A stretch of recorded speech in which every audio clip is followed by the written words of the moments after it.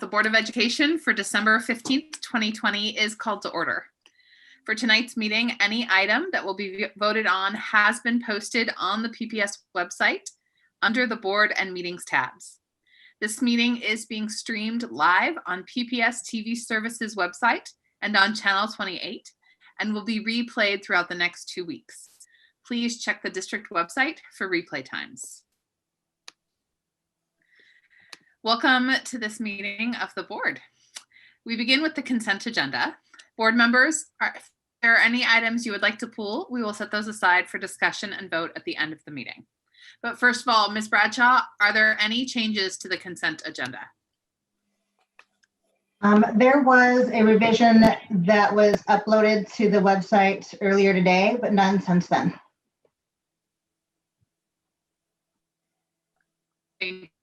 So we out to soon. Board members, are there any items you would like to pull from the consent agenda?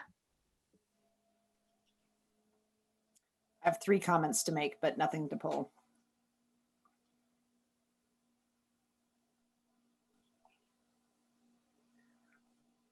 Great. I'm sorry. I was frozen there.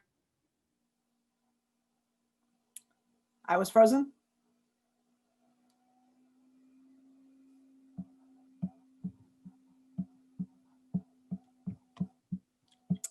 I think our chair might be frozen. There she went. Scott, this is your moment. Seize power. Seize power.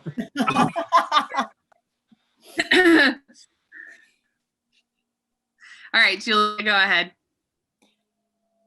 Would you want to get it under consideration, moved and seconded, and then Did you want to pull something from the consent agenda before we move? Sorry, what you missed is I said I had 3 comments, but I don't have anything to pull. Okay. Does anybody else have anything they would like to pull? Okay, let's go ahead with a motion on the consent agenda. Do I have a motion and second to adopt the consent agenda? So moved. Second. All right, Director Constam moves and Director Brim Edwards seconds the adoption of the consent agenda. Julia, what comments / questions did you have? Yeah, so on resolution 6214, which is our expenditure contracts, we have a number of legal contracts that appear to be, while they're vendors that we use, they appear to be sort of the start of new contracts. And I'd just like to add it when we have our mid-year or the next quarterly reporting, that we get sort of the annualized summary for these vendors, given that there's more expenditures for these law firms than is represented on this. So just to get an accurate snapshot of our spend with these particular law firms. And then second, on resolution 6218, I had a question for the record, and I think it's been responded to. So thank you, staff. And then on resolution 6217, I know we've had a discussion about this already before, but I just want to acknowledge the work of staff to find a good solution to and home for access. That was more than a year-long process and not easy. So, kudos to all the staff and the work that went into that to find a good solution for the access students and families and to reunite the 2 campuses. Great. Is there any other board discussion on the consent agenda?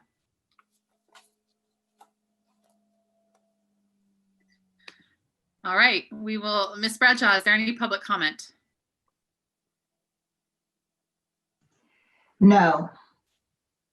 All right.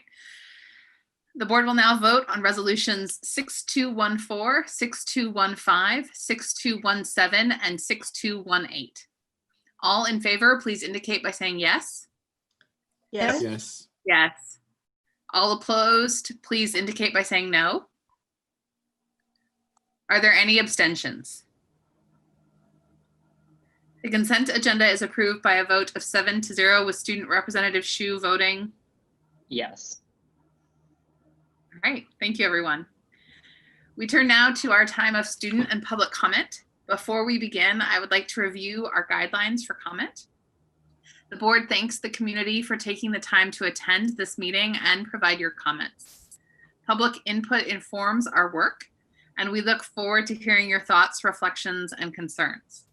I think Director Brim Edwards just alluded to that as she talked about the work that went into reunifying access. Our responsibility as a board is to actively listen. Our board office may follow up on board-related issues raised during public testimony. We do request that complaints about individual employees be directed to the superintendent's office as a personnel matter and not be the subject of public comment. If you have additional materials or items you would like to provide to the board or superintendent, we ask that you email them to publiccomment@pps.net. Again, that's public comment, all one word, at pps.net. Please make sure when you begin your comment that you clearly state your name and spell your last name. You'll have 3 minutes to speak, and you will hear a sound after the 3 minutes, which means it is time to conclude your comments. Ms. Bradshaw, who do we have signed up for student or public comment tonight? We do not have any public comment tonight. No students either? Okay. Well, I guess we will hear from students as we move on now to Student Representative Shu. And Nathaniel, would you like to provide us with your report this evening? I would, thank you. Wasn't expecting to go so soon. This is weird. Anyway, for us seniors, the horrendous college application process drags on, meaning that I am still exceedingly preoccupied. However, as this is our last meeting of 2020, I am hopeful that this will no longer be the case the next time we meet in January.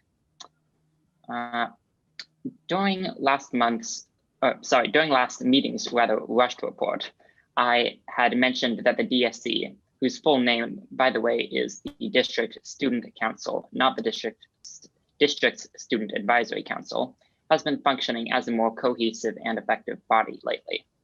In the interest of transparency, I would like to take tonight as an opportunity to elaborate on what this has meant for us as an organization. To begin with, we have, for the first time since our creation, approved bylaws, as is our right and duty under our board policy. These bylaws, which we intend to be but a first draft of many, cover topics from the types of DSC meetings to meeting rules to DSC voting and quorum. We have also, as of tonight, voted to form our first 3 formal subcommittees: the policy subcommittee, which will be tasked with managing the ongoing efforts to amend our board policy, the bylaws subcommittee, which will be tasked with refining and expanding on our bylaws, and the intergovernmental subcommittee, which will focus on expanding intergovernmental and interorganizational student voice. The first 2 shall exist until their respective goals have been accomplished, and the last one will be a standing subcommittee. In addition, we have scheduled our own DSC retreat for early January, during which time we hope to address various pending matters and plan for the rest of the year. One notable topic at this retreat will be planning for our annual PPS Student Summit, including deciding what form it might take given the challenges of the pandemic. Furthermore, we recently held an election for the position of Deputy Student Rep, the winner of which was Jackson Weinberg of Cleveland, with whom I look forward to working with more closely this year. And finally, we have, for the first time since our creation, achieved a representative from every comprehensive high school in the district, a number of whom were elected by their student bodies. While we currently lack representation from the alternative schools, I am hopeful that this can be addressed in the not too distant future. And thank you, that concludes for tonight. Nathaniel, this is Director Constam. I just want to congratulate you and the rest of the DSC for getting through those processes of making sure you had a representative from each high school. That's been surprisingly challenging for the student reps who have come before you, and I think it makes a huge difference. So it's really exciting to see how robust all your processes are becoming for the DSC, and we know it's going to improve all of our collective work by having such good participation on your side. So thank you so much. Thank you. Thank you, Student Representative Shu. Superintendent Guerrero, are you ready with your report for us tonight? Yes, Chair. Good evening, directors. Buenas tardes to everybody listening on this, our last regular meeting of 2020, actually. Have a few slides for you. We want to make sure we get the children on screen. But I do want to begin with a quick recap of our COVID-19 related event last evening. We had a panel presentation to the board by regional and national public health experts, along with representatives of district stakeholder groups, including students, parents, educators, and community-based partners. And in just over 2 hours, our panelists covered a number of pandemic-related topics. I particularly appreciated that our pediatric public health experts from Children's National Hospital in Washington, D.C. described many of the health and safety issues and factors and other complexities that school districts everywhere are facing as they contemplate reopening. Dr. Joelle Simpson, next slide, one of the medical experts shared, I cannot tell you how much I realized that planning for a hospital system paled in comparison to what you have to deal with in trying to keep schools safe for kids. That was her commentary after her continued work with us, because in fact, this is complex. No one wants to reopen schools more than we do, and we continue to work as we have for many months on the now, providing comprehensive distance learning and addressing students' basic needs, while at the same time beginning to contemplate the future, a future we hope is not too far away, when we can welcome all students back into their schools. So I'd like to reiterate something that one of our directors brought up last evening. When the day comes that we do reopen schools, our sights cannot be merely a return to the past, to the normal at that time. We'll have to focus on the overall educational recovery. That'll require some adaptability, some innovation, some flexibility, both in remediating for the impact of this pandemic, as well as addressing opportunity gaps that existed before we shut down, while we attend to those academic and social emotional needs that our students have.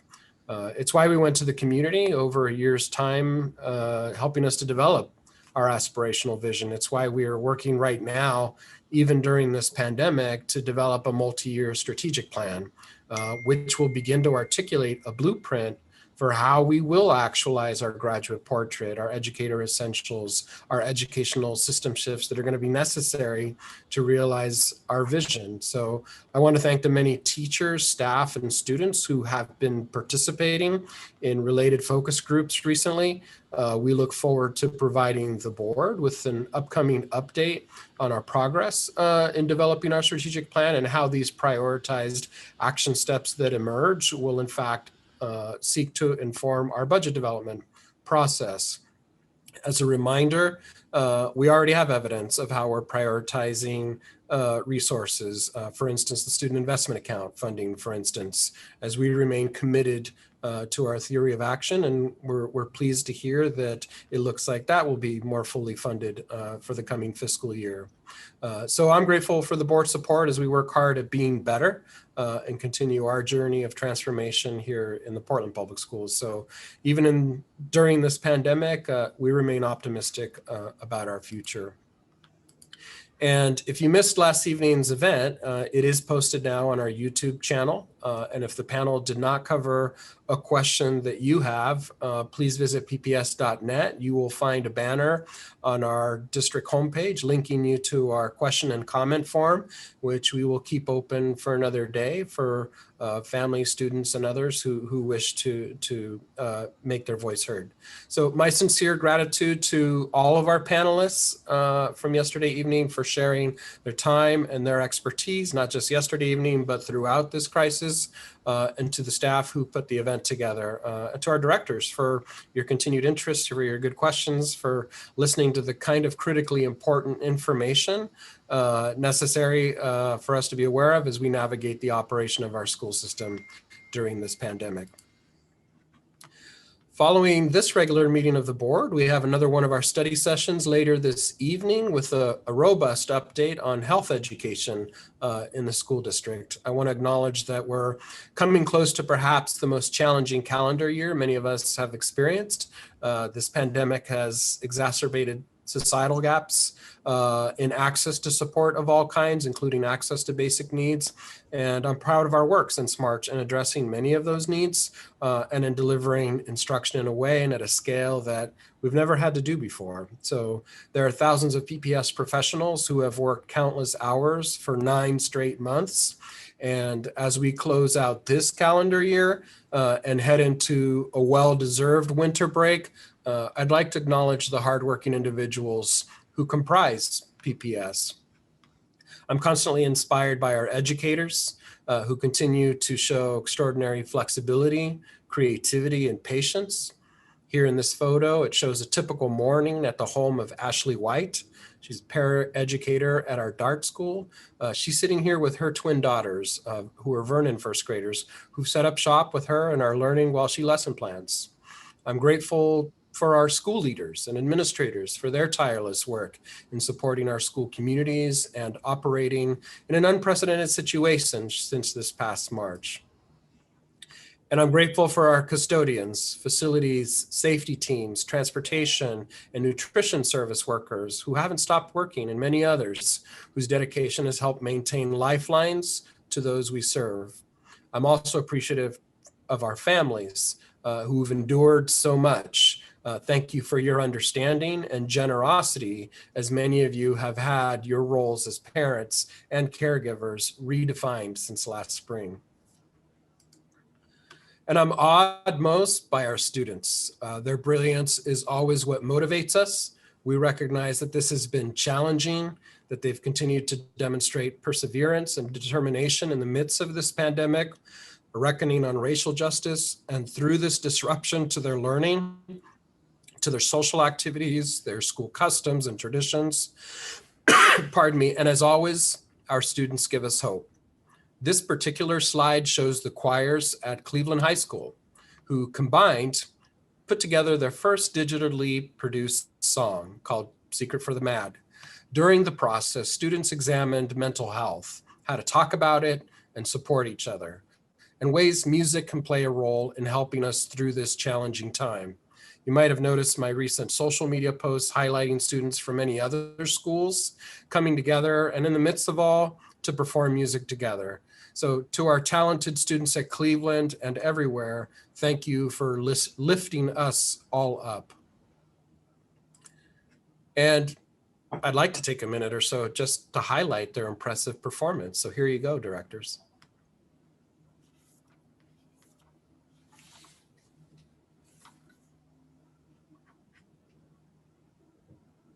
Little things, all the stereotypes, they're gonna help you get through this one night. And there will be a day when you can say you're okay in the end. Ooh, I promise you, it will all make sense again. Ooh, promise you,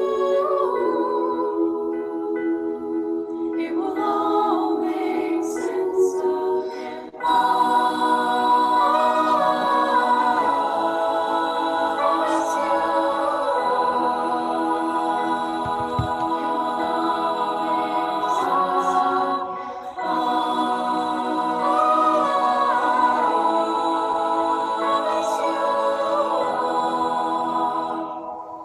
it will all make sense again. Thank you to our talented students of Cleveland High School. This year has not been easy for any of us. To everyone in our PPS community, thank you. My wish is that you can find some moments of peace and restoration during this winter break. We all deserve to exhale a bit. And that concludes my remarks, directors.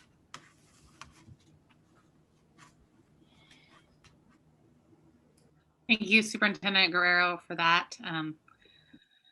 A very lovely piece from the Cleveland Choir there, and so much going on. I know that I deeply appreciated the work with our experts yesterday, and thank you for helping lead that.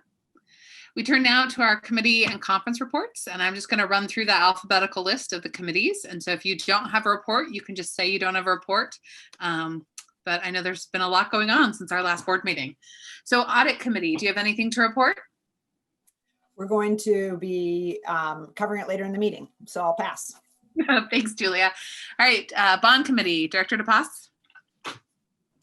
Yeah, we had the BAC report. We started the meeting off that way. Also heard the OSM Office of, I forget the acronym, Office of School Improvement quarterly report, an update. We got a promise, a commitment to share a bond execution plan at some point in the future when that's better developed. I'm really excited that we also are replacing, we have an outgoing bond accountability chair. And knowing that he was leaving, we developed a recruitment process. Through that recruitment process, we got 14 applicants, which is a lot. Those are 14 people that are committed to working with us, volunteering. I'm really excited to share, and we'll share in more detail in January, but through that recruitment process, we, our staff is recommending the 4 applicants out of the 14. 3 of them are women. All of them, 3 of them are under 50, 2 of them are under 35, 2 identify as African American. We have an expert in the tech space that can help us as we talk about tech improvements for the bond.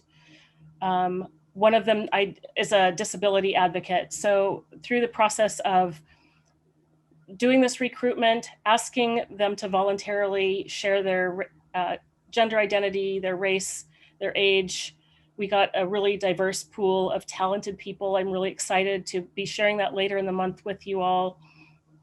And we'll be appointing them hopefully in our first meeting in January. And I believe that's it. Thank you, Director DePass. All right, our next committee is the Cdrc. Thank you. We have the December CBRC meeting tomorrow evening between 6 and 7. It's Google Meet. And on the agenda is the PPS 5-year forecast, which the board looked at earlier this evening. The first quarter financial reporting and benchmarking, and finally confirming dates and topics for future CBRC meetings. That's it. All right, Charter and Alternative Programs, Director Constam. We have not met since my last report. Okay. Intergovernmental Committee. We'll be approving or considering the legislative agenda later on in today's meeting. Okay. And did you want to say about the word about the elections piece that's going to come before us in January, or do you want to save that? Oh, great. Yeah, no, it's funny. We had talked about that, huh?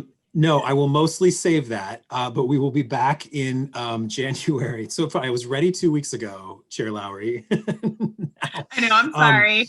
In January, we are going to schedule a discussion about school board elections and whether we want to make changes based on recent state legislation and overall based on the idea that at-large elections can be problematic. And so we want to sort of take a look at our elections and how we do them and whether we want to make changes to that. So a robust conversation coming in January. And I know one of the things we're talking about is the fact that we have a predominantly white board, and maybe the way we're elected is a systemic issue in why our boards have not been more diverse in the past, now or in the past. So thank you for helping us lead some of that work. All right, Policy Committee, we're back to Director Moore again. So we had a meeting on December 7th, last Monday. We looked at the suicide prevention policy, which we'll be putting out for a first reading later on this evening. We talked about some new revisions to the real estate policy. We talked about the anti-racist learning communities policy draft, which is our response to the legislation that all districts should have a policy under the category of all students belong, addressing harassment, racism, discriminatory behavior in schools. We also had a preliminary, fairly long preliminary discussion of the climate crisis response policy draft. The next meeting will be January 4th, and a lot of these topics, with the exception of suicide prevention, will be carried over to the next meeting. That's it. All right, thank you, Director Moore. We go now to the Rose Quarter. Is there any update, Director Bailey or Director Broom-Edwards? We can tag team, Director Bailey. We had a meeting on Monday, and much of the meeting was focused on the highway covers and also public comment related to the project. There was a request in addition by one of the committee members for sort of deeper engagement with PPS and our concerns with the project, so that we don't get too far down the road on the project without our issues being surfaced. And that was Nate McCoy. So Courtney Wessling, who's the PPS staffer, teaming with me on the executive steering committee, and I are going to talk to ODOT about how we can make that happen, because very clearly the project is moving, and we need to get a placeholder at least for a side conversation. We're certainly not the driver of the whole project, but to have be able to have a conversation about the interests we have related to Tubman. Director Bailey, do you have anything to add? No, I wasn't at that meeting. It's just hard for me to imagine us telling them anything that we haven't told them in the past, but there you go.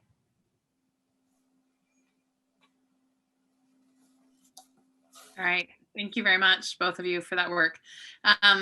Director Bailey and Director Moore, anything from the Southeast Guiding Coalition that we need to be updated on? Yes, the coalition has been doing great, challenging work, meeting on a weekly basis, and also a number of members working between meetings with the goal of coming out of the meeting on Thursday with a consensus decision on feeder patterns for Kellogg. So stay tuned, fingers crossed that we come out with something that's receives broad support from committee members that we will consider in January.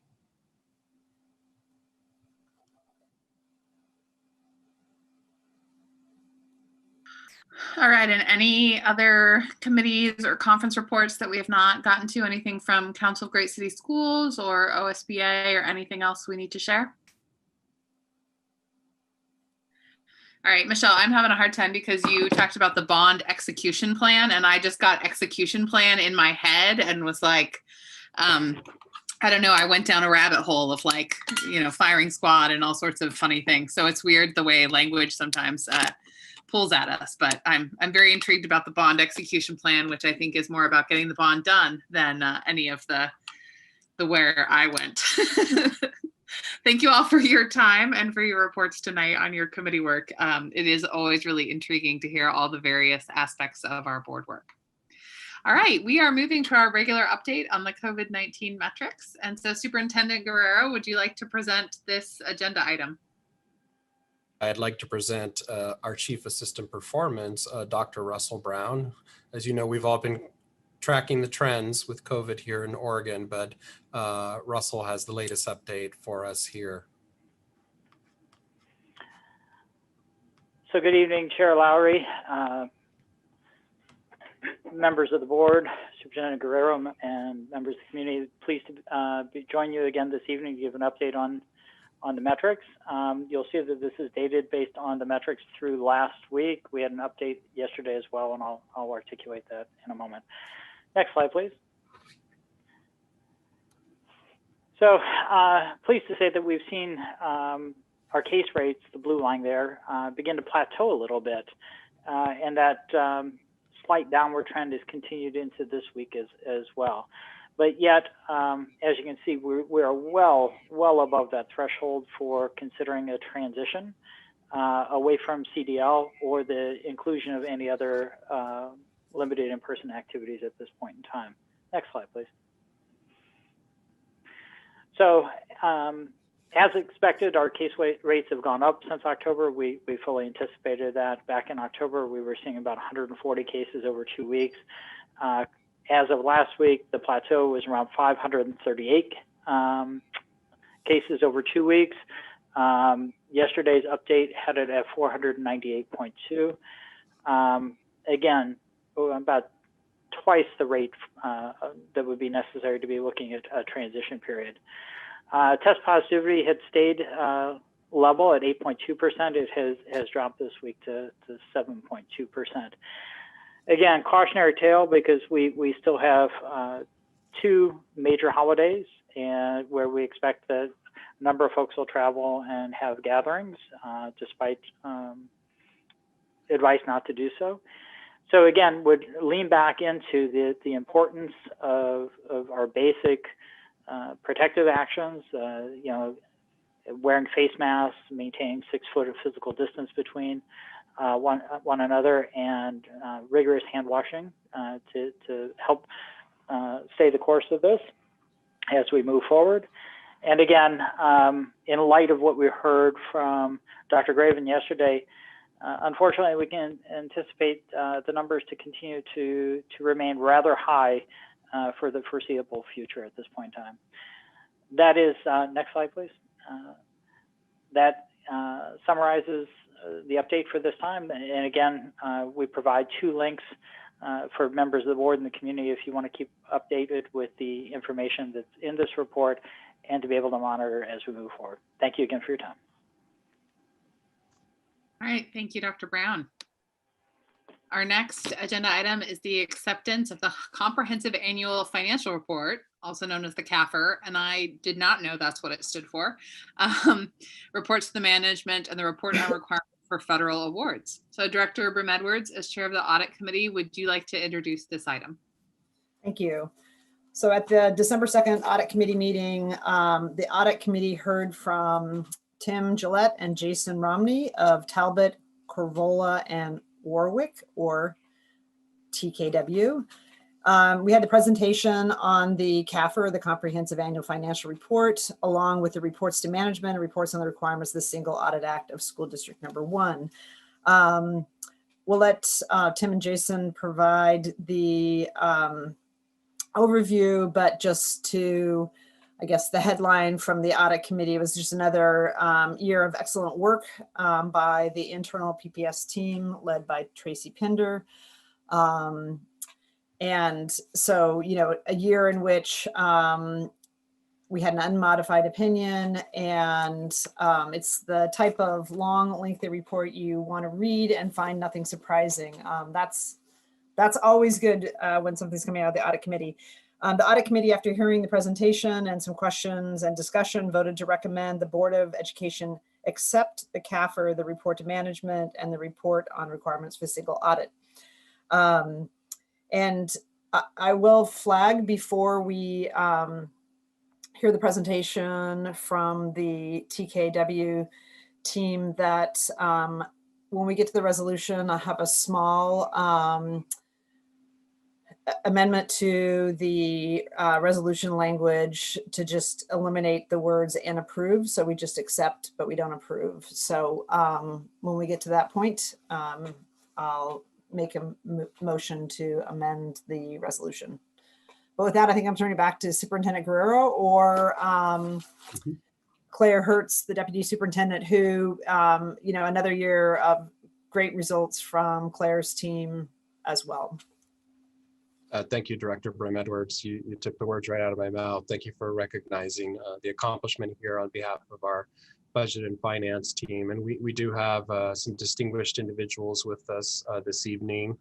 We have the president of the Association of School Business Officials International, otherwise known as Deputy Superintendent Hertz. And I know that we have both Tim Gillette and Jason Romney from TKW, Talbot, Corvilla Warwick accounting firm. So we're glad to have you this evening, and we like to get these kinds of reports. Good evening, Board of Directors. We are so pleased to present the third year in a row of a clean audit with no findings. Major shout out to the finance team and how much they have produced, and really, especially figuring out a paperless office in a finance area and all working from home. They really have shown all year long, and Tracy Pender and her leadership really shines in the outcome of this CAFR. It shows it. And TKW is a great partner. Their high bar pushes us towards excellence. So with that, I know that Tim Gillette and Jason Romney are here to present the report. Thank you. Great, thanks a lot, Claire. Appreciate that introduction. I'm Tim Gillette. I'm a partner with Talbot, Corvilla, and Warwick, usually just called TKW. I'm here with my manager, Jason Romney, to present the comprehensive annual financial report for the district. We've already gone over this with the audit committee, so I will go pretty quickly, and always happy to take questions or slow down, but I think quick is probably appreciated in this regard. I think as you've already heard, it is a clean audit report. What we call an unmodified opinion is the official term. So we, in our opinion, the financial statements fairly present the position of the district. The comprehensive annual report is a huge document. If you aren't going to read all of it, I would recommend you read the management's discussion and analysis, which gives some good background information and some comparative information and is a good overview for the CAFR.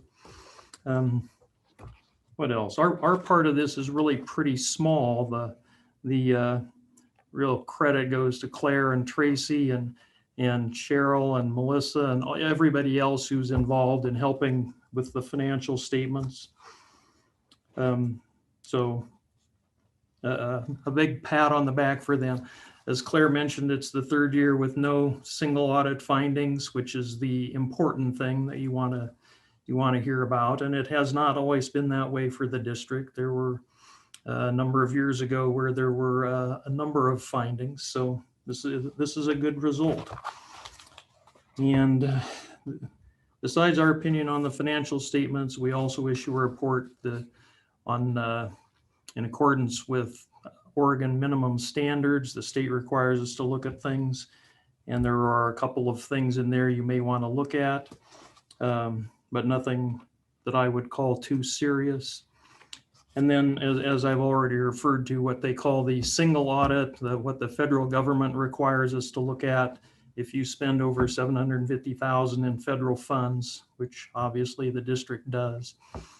And that's a place where we look at a number of different things as prescribed by the federal government. And again, it came out clean, no findings. So great work on the district's behalf. So again, happy to take questions. Are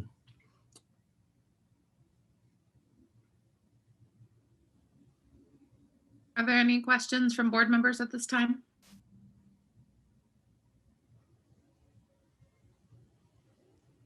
Can I just point out that I believe the last time we had an audit with findings was 4 years ago. And as I recall, they were pretty significant findings. Claire has been here for the last 3 years, and all 3 years have been clean. I think it speaks to her leadership as deputy superintendent and her ability to recruit and keep a talented team, finance team that is all over everything. They've done a great job. Thank you. Important point, Rita. I echo that. And as the outside auditors, we would agree with that as well. Especially this year with all of the challenges of the pandemic and the changes that have occurred in our society with remote work and remote auditing for that matter. It's been an interesting year for everyone. And I think the district can be proud of what they've done. Any other comments or questions? All right, thank you so much, Mr. Gillette. We now are going to bring forward the resolution 6219, and we'll bring that forward. And then Director Brim-Edwards, you said you had an amendment to this resolution. So we now bring forward resolution 6219, acceptance of the comprehensive annual financial report, reports to management, and the report on requirements for federal awards. Do I have a motion and a second? So moved. Is there a second out there for me? Second. All right, so Director Brim-Edwards moves and Director Constam seconds the adoption of resolution 6219. Is there any board discussion, Director Brim-Edwards? Yes, I would like to offer an amendment that strikes the words in the first sentence of the resolution, the words "and approves." So the sentence would then read, "The Board of Education accepts the comprehensive annual financial report," on and on. Okay. All right, do I have a second of that amendment? Second. All right, Director Brim-Edwards moves the amendment and Director Bailey seconds. Is there any discussion on the amendment? Could I just get a little rationale for the removal? Is that consistent with past language, or I'm just curious? It is that we don't traditionally approve an audit. We accept it. And that's true of the CAFR as well in terms of prior years. Okay, thank you. And in fact, the resolution's name is acceptance of. For what? Besides, the audit committee only recommended accepting, no approving. Any further discussion on the amendment? All right, all in favor of the amendment, please indicate so by saying yes. Yes. Yes. Yes. Yes, all opposed, please indicate by saying no. Any abstentions? The amendment passes 7-0 with Student Representative Shu voting. Yes. All right, now we move on to the discussion of the resolution as a whole. Is there further board discussion?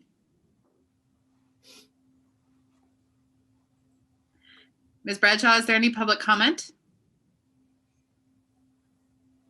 No. All right, the board will now vote on resolution 6219 as amended. Acceptance of the comprehensive annual financial report, reports to management, and the report on requirements for federal awards. All in favor, please indicate by saying yes. Yes. Yes. Yes. All opposed, please indicate by saying no. Are there any abstentions? Resolution 6219 is approved by a vote of 7-0 with Student Representative Shu voting. Yes. Thank you, Nathaniel. All right, we move now to our school renaming process agenda item. Superintendent Guerrero, would you like to introduce this next item? I would, but first I'd be remiss if I didn't say, well done, Claire Hertz, for your leadership, and kudos to your team. I agree with the directors. This has been a great track record during this administration to reset and be prudent public servants, stewards of our resources. So thank you for your work.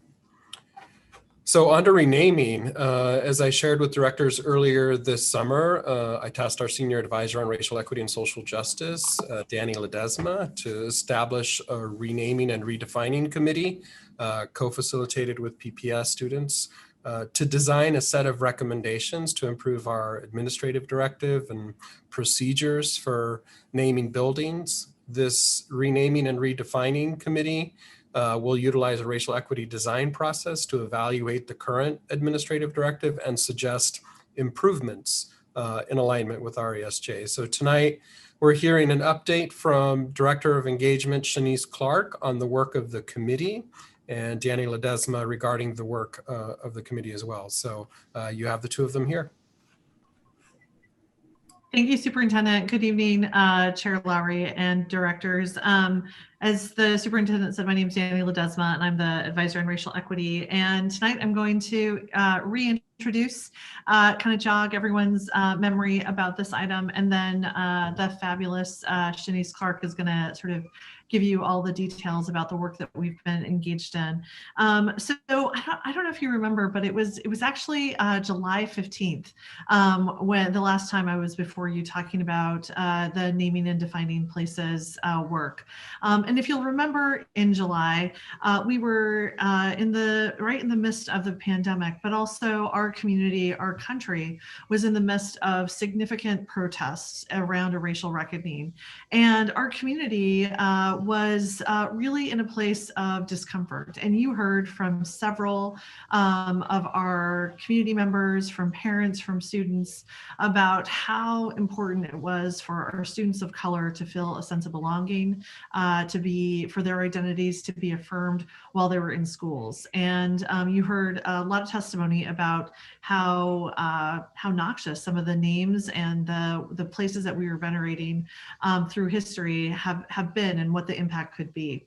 And so when we came here, you were so good and continue to be really so supportive when we asked you not to jump to the fix, not to sort of take the testimony and sort of immediately start to sort of move into a place of fixing stuff, but rather to sit in the discomfort, to encourage us to think about how we can take a moment and reflect and think about how we can make sure that in trying to make changes and trying to make improvement that was really aligned to our vision and to our core values around racial equity and social justice. And so in doing so, we proposed a naming and defining places process. And as you'll recall, this process is hopefully aligned to our vision. And so if we go to the next slide, you've seen this slide before. What we endeavor to do is to make sure that as we think about ways to reimagine and change the student experience at PPS, that we make sure that it's always aligned with the vision. And as you know, our community adopted this vision over 2 years ago.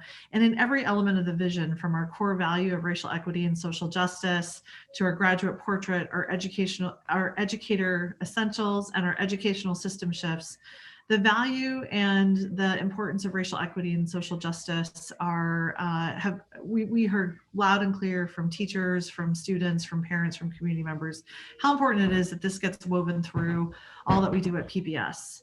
And so what we wanted to do in the naming and defining places is to really think about how not only to think about the veneration that happens in a name, but to really think about how we change the student experience so that students can really sort of see and experience all the ways that our core values, the graduate portrait, the elements of our vision, the way that they come alive.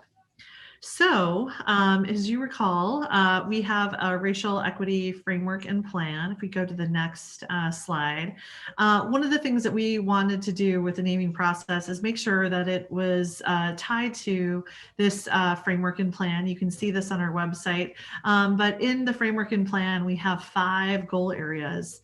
And we thought that this connection through student-led initiatives, RESJ goals, as well as teaching and learning RESJ goals, that this is a way that we could really tether any type of renaming to the work, the core work that we're doing at PPS. So we looked at the goals in the framework and plan around student voice, around student identity development affirmation, and looked at curriculum and instruction, and wanted to take a more holistic way, a holistic approach in the way that we were trying to move this work. As you also know, in our next slide, we have a theory of action that really supports our approach of targeted universalism. If you go to the next slide, if you're quizzing yourself, if you remember the theory of action. Our theory of action is targeted universalism in action, right?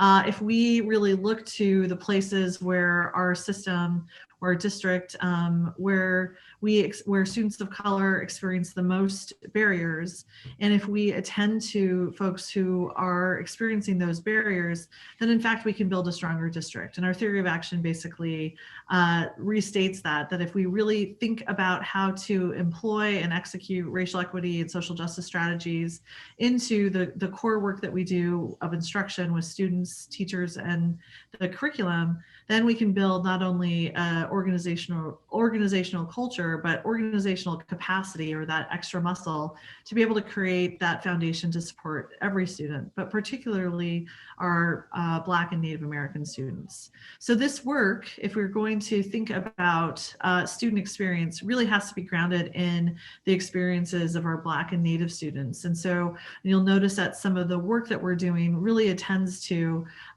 what are we trying to say about the terrible legacy of slavery, of genocide, of colonization in our country, and how do we make sure that in our naming process and our ways that we're trying to think about things, that we really pay special attention to giving our students, our educators, our community members the education and the tools to be able to understand why certain names or why certain histories are problematic. Which links to our next slide, please, which is wanting to make sure that this is all tied into our approach to teaching and learning, which is to be culturally responsive or to be culturally sustaining, and to make sure that that pedagogy is there. So the naming process really leans into two key elements of culturally responsive pedagogy and critical race theory. The first is really in the naming process, wanting to make sure that we don't just change a name, but that we're really thinking about how curriculum, how instruction, how the student experience includes a disruption of ideas where Eurocentric or middle class culture is really normed, and instead really understand that there's a much bigger and deeper history and culture, and wanting to really honor and respect the diversity of our communities here in Portland. The other piece is in critical race theory is that we want to make sure that we're aligning this to the act of counter storytelling and making sure that the stories of our BIPOC students, our Black and our Indigenous and students of colors and family and community can really be told. And in doing that, that can really be a way to counteract the racial inequities and to really sustain a movement for racial justice in our district and in our community, which I think if you reflect back on all of the summer and into the fall of protest, of sort of how important counter storytelling can be, particularly in giving voice to our students and making sure that our students are really centered in all of our decision making. So the one last thing I will say, if we go to the next slide, is that our approach to racial equity and social justice has three sort of prongs, right? We want to make sure that we're doing all that we can to really sort of make sure that individuals are ready, and that we're raising the consciousness and giving individuals throughout the system, whether it's students or teachers or principals or leaders, that we're really sort of focusing in on that growth that needs to happen at the individual level. but we're not stopping at that individual, but we're and sort of jumping to systems change, but really attending to a different organizational culture. What are the unwritten norms and behaviors and agreements that really make up a culture of learning, a culture where we are really dedicated to continuous improvement, grounded in our ideals around racial equity and social justice? And how do we attend to and really feed the culture, a positive and transformational culture, so that we can, in fact, not only build our capacity or our muscles, but really disrupt oppression and oppression where it shows up in our system, so that we really are building a district that lives up to our ideals. So in telling you this sort of approach of organizational development, we wanted you to see how this shows up in some of the work. And so I'm so excited to introduce one of our area senior directors, Stephen Stapleton, who has been just a really great member on our committee. He brings a lot of experience and practice in some of the work that he's done before he came to PPS in the great state of Texas. It's been really a delight to be able to work with Stephen. He's brought a lot of positive and really positive energy and productive energy to the group. So Stephen's going to talk a little bit about how this approach is sort of coming to life in our planning process. Thank you, Danny, for that. And thank you, Shanice, also. And looking at, the organizational culture, I think, if we look at number one, and regardless of renaming schools, is solidifying into this naming and defining places toolkit into regular practice of the school of learning about the school. There's a lot of history, and as Danny mentioned earlier, honoring and respecting our communities.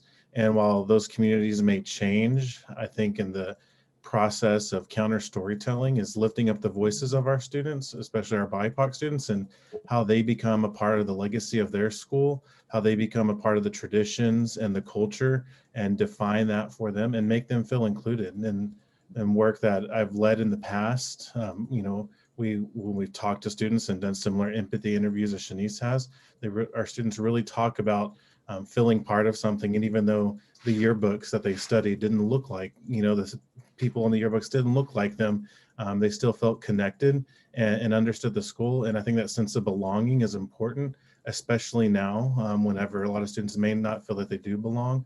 And so I'm really excited to be part of this work. Thank you, Danny.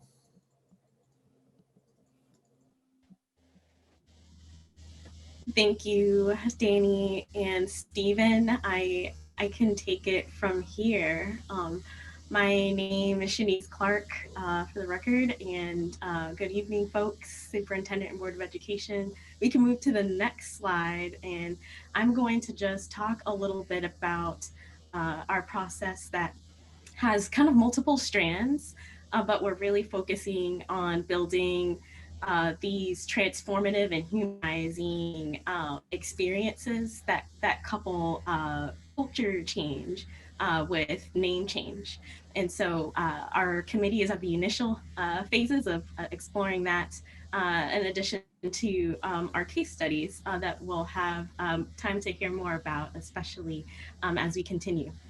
And on our next slide, we'll have an opportunity to get a little background, but things that you've seen before. I know as an educational organization where we are preparing students to lead change in concert with our demands and a responsibility to dismantle systems of oppression. We are really approaching this analysis of naming our buildings and spaces by ensuring a few key things. And that is really, in addition to what you've heard earlier, this commitment to racial equity and social justice in the perspectives, viewpoints, tensions, and ideas that folks have to bring to the center of our work, having a place for that discourse. And I know our administrative directive is going to have an opportunity in the future to really apply racial equity through this community design process where we acknowledge how we go about these power constructs, looking at name change. And as Stephen mentioned, a toolkit is going to be this support mechanism that will also be in addition to some of the procedures that we're thinking about that will help folks overall across the district be able to engage in this work. But ultimately, really strengthening our processes and approaches so young people at the center, especially with our broader community, have the critical knowledge and capacity to really understand, interpret, and analyze their school issues and how they impact their identity and school culture. And on our next slide, I'm going to talk a little bit about a place that we've landed, especially as racial equity and social justice is really fueling the way we look at the process to be able to have conversations in space, acknowledging every student and every student experience. Culturally responsive pedagogy is really something that informs this work. And student empathy interviews were mentioned on the previous slide or on slide 6, but is really something that we looked at with the support of our core team to model culturally responsive design method, ensuring, we build that relational trust, focus on human values, and embrace complexities as we think about renaming. So this is where we are in the initial stages, and we have this criteria that we will help sample and identify reflective, really, of our community created vision and our framework. But this criteria listed will really drive the lens that we bring to decision making and policy making and change making, right, for school communities overall. And so looking at this lens to be applied in both practice and procedure and in the actual selection of a name. And so I'd love to also have Ernie Guerrero, our director of Open School Step Up, who's also a member of our core team, talk a little bit about the value of this process, especially as it impacts students throughout our system. Thanks, Shanice and Danny, Chair Lowry and directors and some familiar faces. It's good to be in space with you. I just wanted to share kind of a perspective as a partner, the director of the Step Up program for Open School, and we've been in partnership with the district for now 17 years. And my place here tonight is really is a place of gratitude and appreciation for the process. Step Up works in 3 high schools right now. We serve 400 students, a little over 400 students right now. 85% of them are BIPOC students. 75% of our staff at Step Up are BIPOC. So I feel as a representative on the committee that the district and the work of this group is reaching out to bring perspectives, both within like Step Up and also partners that are very familiar with students and families that are in the schools and in the school spaces. There's another piece to this that has just been really just rewarding to be a part of, and that's just seeing how student-centered this process has been. There's a committee that's working on, we're working on the administrative directive and looking at that sort of context from that piece, and also hearing from representatives from Wilson and Madison at the work they're doing on the ground. And really the students work, a lot of the students' work on the ground is going to be really driving a lot of how we work together in shaping directive and the toolkit and just the ideation that's coming through from a lot of their work in concert with the committee's work. I was intrigued and surprised at how quickly the group developed trust and transparency between all three folks working together. And just kind of lastly, this is important work, and this is bold work, and this is work that not every district is jumping into right at the minute.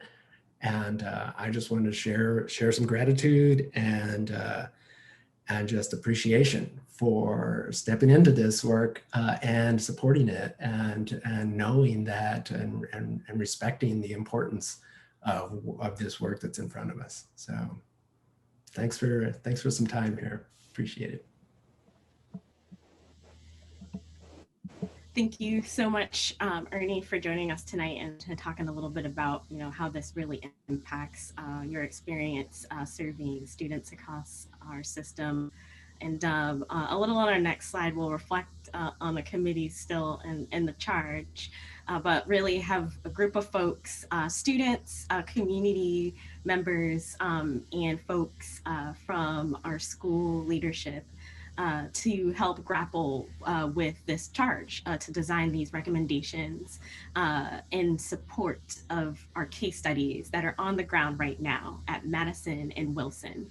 And so we have an opportunity to learn a lot from our folks at both processes, but more so are trying to build a system that is responsive to the needs and resources that are most responsive to what students are asking of adults in our system.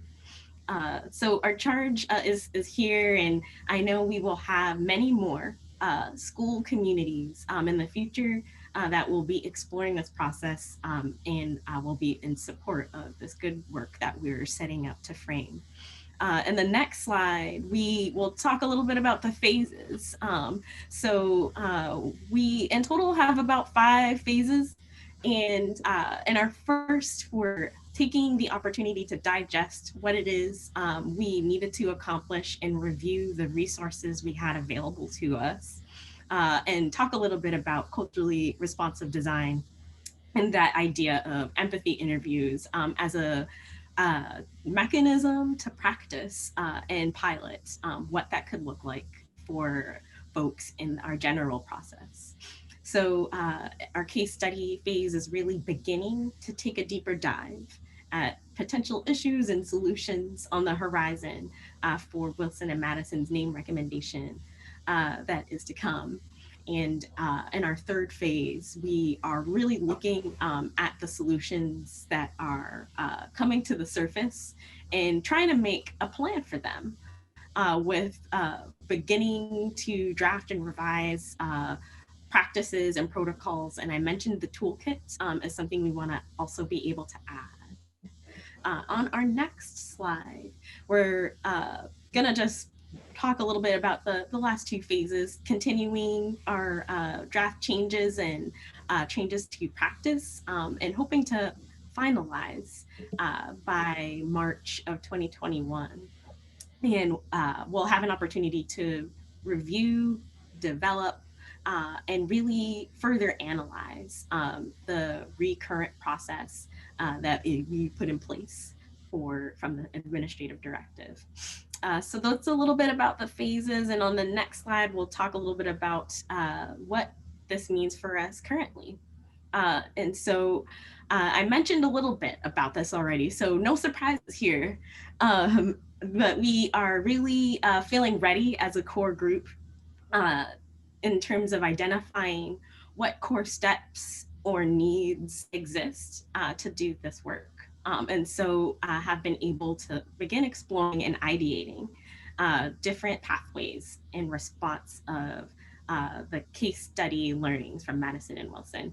And so we have a toolkit and resource guide that is to come, but on our next slide, we'll have an opportunity to stay connected as both Madison and Wilson are sifting with community feedback from both students, parents, and members of the greater community with school-based committees that have been meeting weekly. And so I know we're right at the nexus of figuring out what might work best for both school communities. And in January, hope to have a picture of when a final name will be presented.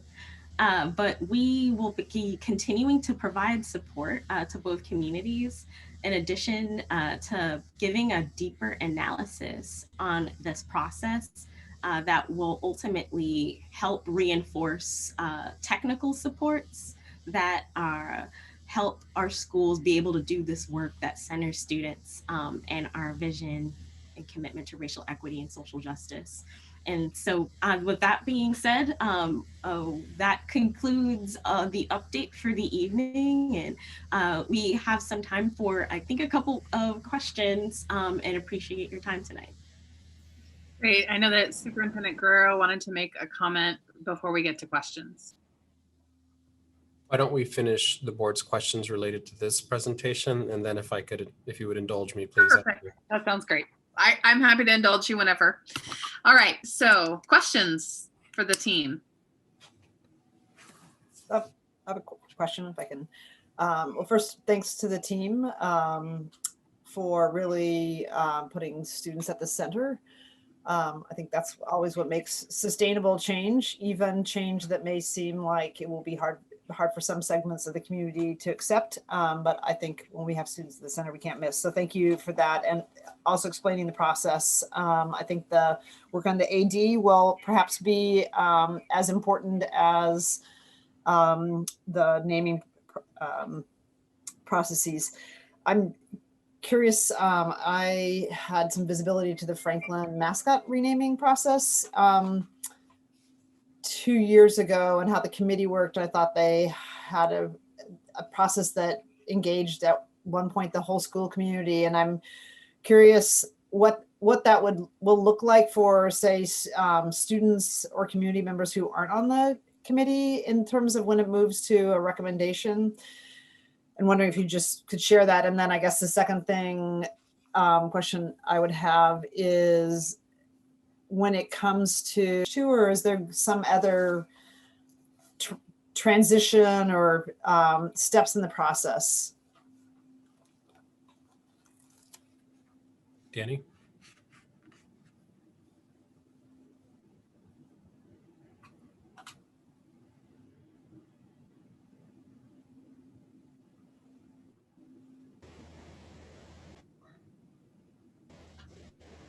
It looks like you're muted, Danny.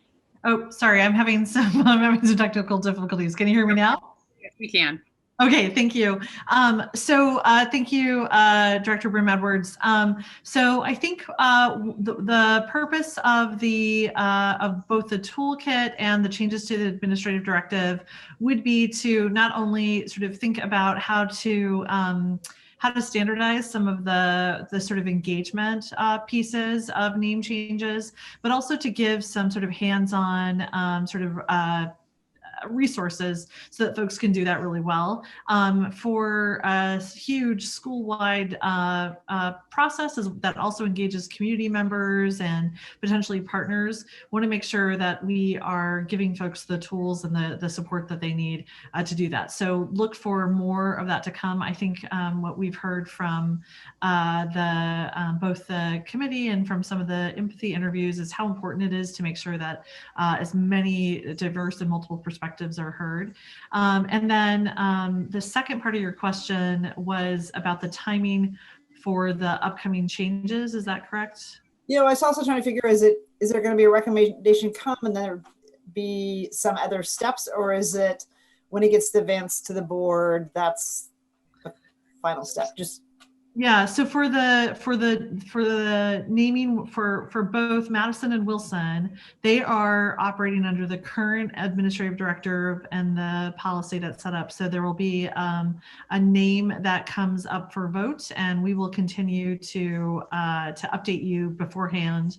Also want to sort of point out that you can go to our website, and there's a page on the website that has the sort of like up-to-date sort of where they are in the process. And so both Wilson and Madison have had some sort of pushback in their process to allow for more engagement. So I believe mid-January is when at least one of the schools might be ready to propose some names. They're still in process.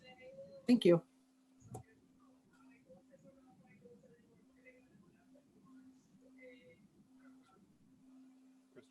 Scott, go ahead.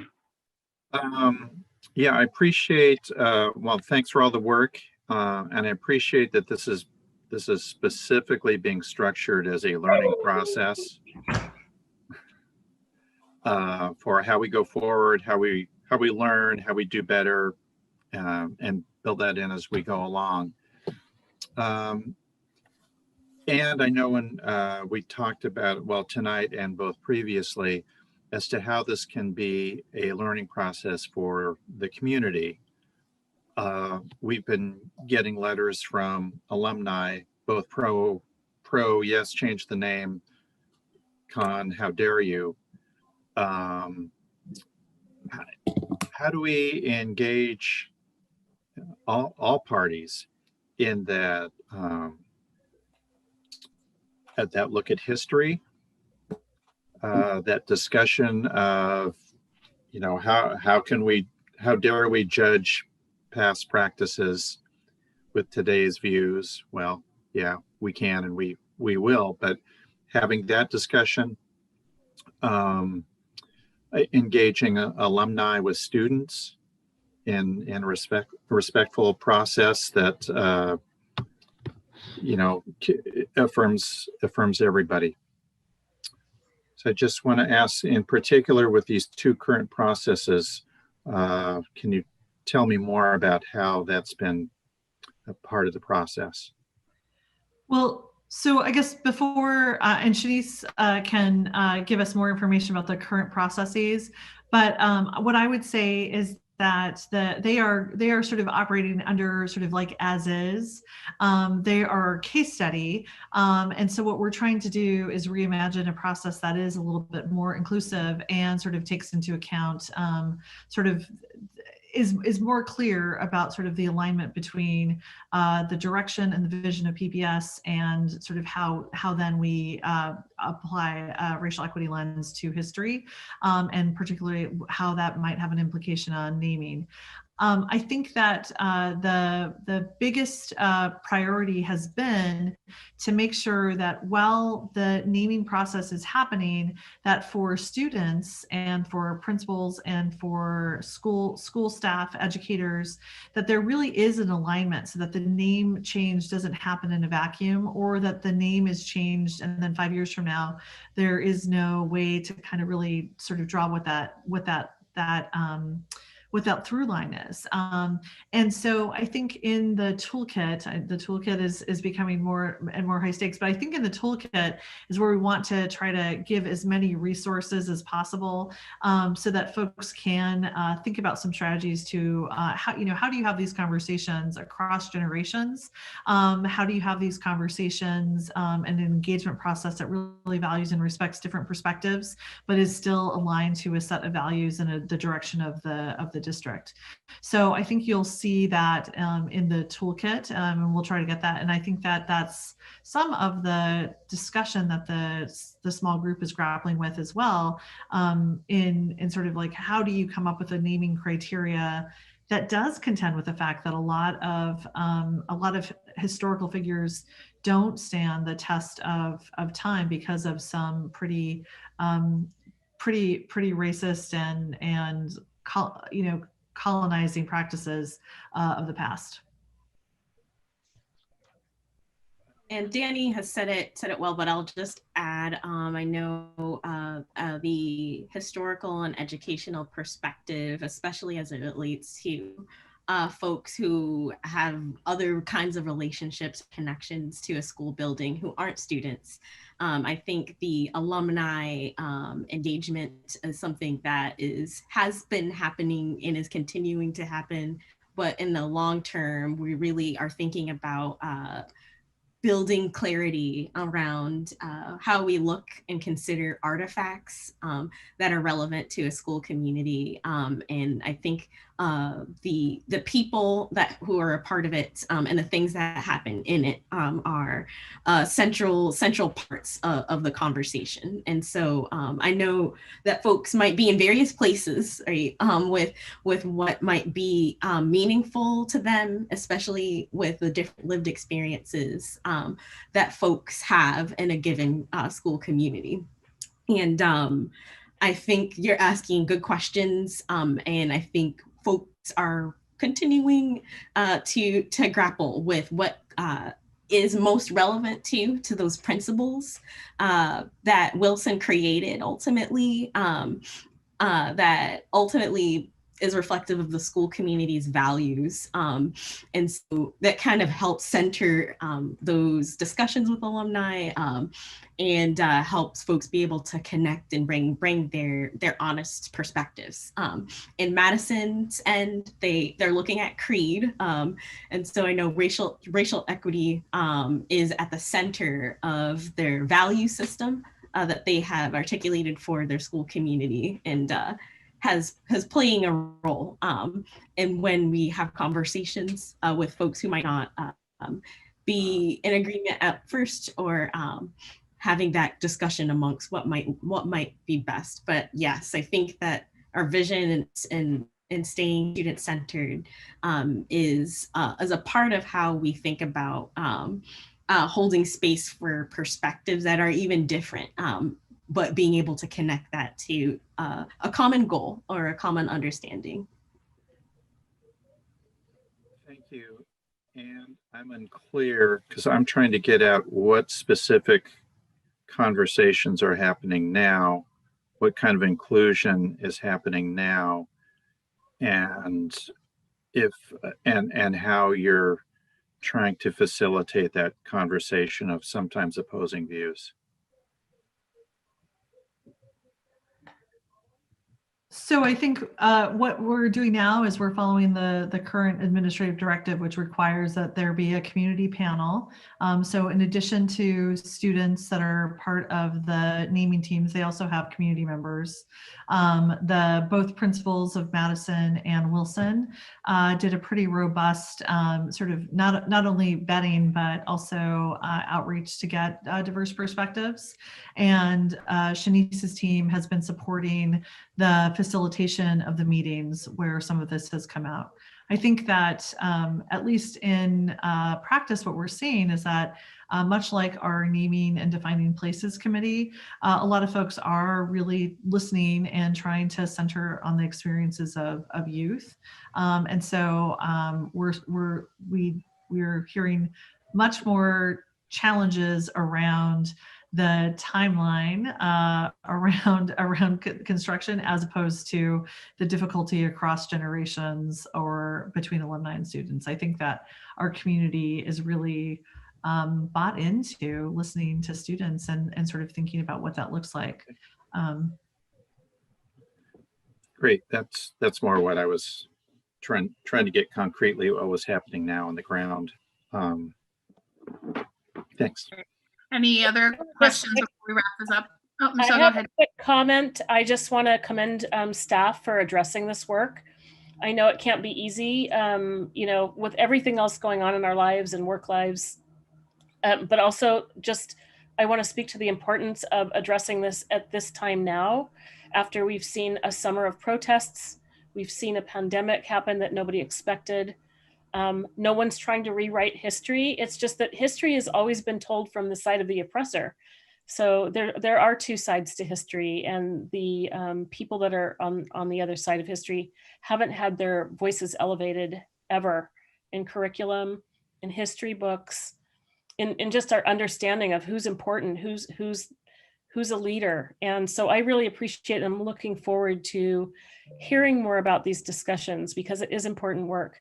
And we are tied to some nostalgic view of what leadership is. I think it would behoove all of us to expand our understanding of who's important, whose voices are important to elevate, which icons we're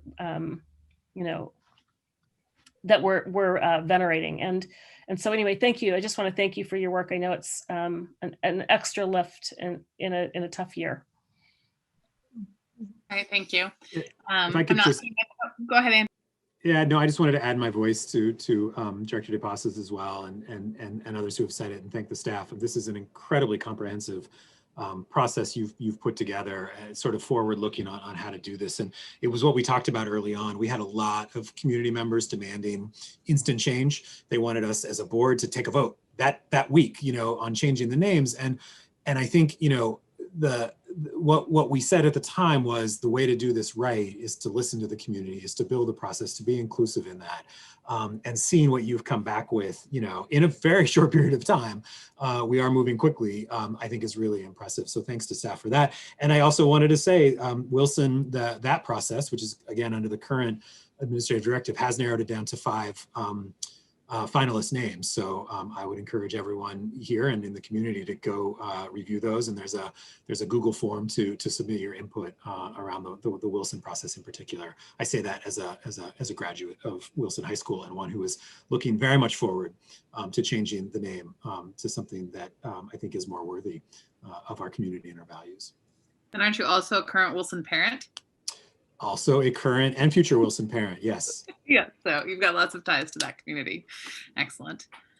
All right, Superintendent Guerrero, I'm going to turn it over to you, and then we're going to take a short break. Great. Stephen, if you could stay on camera. Thank you, directors, for your comments, and thank you, Danny, Shanice, Ernie, the students, the site administrators, for participating in a deliberate design process. And taking advantage of this being a learning opportunity. And I think it'll help reset how we engage in these processes when these questions and interests in reflecting on the names of our buildings. So thank you for the work there. So I asked if I could go a little bit off script with our chair, because one of this pandemic has really disrupted some of our routines, or I should say my routine. And I realized when I saw Stephen on the screen that I dropped the ball, because normally in person, I've tried to make it a custom when we have a new team member, a new senior leader in the district, that we give them a proper introduction. So if you don't mind me taking a moment to do that now, I can't let it go. And so if I could, directors, introduce to you Dr., since we're using honorifics, especially these days, Dr. Stephen Stapleton. He joined recently as an area senior director. He's supporting 9 elementary schools and 2 K-8s in the Cleveland and Franklin cohort.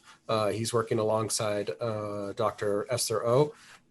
And prior to joining us here in Portland, where he actually grew up and has roots, he comes to us from Texas's largest school district, HISD, Houston, where he served for a long time as a well-recognized school leader. In fact, led a middle school for the largest academic growth in the state. It's a pretty big state, so that's quite an acknowledgement in low socioeconomic communities. So that was one thing about his career path that certainly was appealing to us, and the accolades that he's received for that work. He started actually originally as a science teacher. He's also worked as a specialist in instructional technology. He's worked his way up through the ranks, and that includes as a director of professional learning for educators and school leaders. He earned his BS in biology, actually, from UT Austin, Hookham. He has his master's in ed administration from Lamar, and his doctorate in ed leadership from Texas A&M University. So I wanted to make sure that he got that proper introduction. We're really happy to have him join an already dynamic team. And I think we were saying earlier what a difference talent makes when you're engaged in this challenging work. But with your permission, I'd love to give him a minute to say a word about his initial impression and time here in PPS. Stephen? I think Superintendent Guerrero, one of the reasons you might be thrown off is that today is not Stephen's first day. And often senior leadership is coming before us on their very first day at work with PPS. So welcome, Dr. Stapleton. Thank you. And I know it's not a habit to correct my bosses, but I am a doctoral candidate. I haven't earned that yet. I was busy working in middle schools and most recently a high school that was focused on work. And so I'm taking the long plan. My parents rushed me through my 4 years of undergrad, so I'm taking my time now. But we will get that done soon enough. So I appreciate that. You know, being part of PPS, I wanted to come back here. You know, went to school in Vancouver for a little while across the river. My father was in the military, and you know, being at a school most recently where, you know, we were focused on environmental justice and social justice, being one of the only high schools in the nation to do that. Coming to Portland felt like a natural connection. You know, one, it did feel like I was moving back home, but you know, Portland Public Schools is on the forefront of equity and social justice. The conversations that we're having here, public school districts across the nation are not having these same conversations at the depth and level that they're being had here. And that is something that I want to be a part of, but is a testament to the work. I've worked a long time for or done work with a nonprofit called the Schlechte Center, with Phil Schlechte, and you know, he talks about the roles of the school board and the superintendent. He describes perfectly what a learning organization is, and describing the role of the school board as community builders and advocates for schools. And you know, I've seen that most recently, you know, just in the actions of the board, but with Director Bailey visiting classrooms with him at multiple campus and being able to see his interaction with principals and students in the classrooms. And it's something that you don't see. And, you know, having Superintendent Guerrero here, you know, Phil Schlechte describes the role of the superintendent as a moral and intellectual leader, and capacity builder. And truly, you know, this is a place that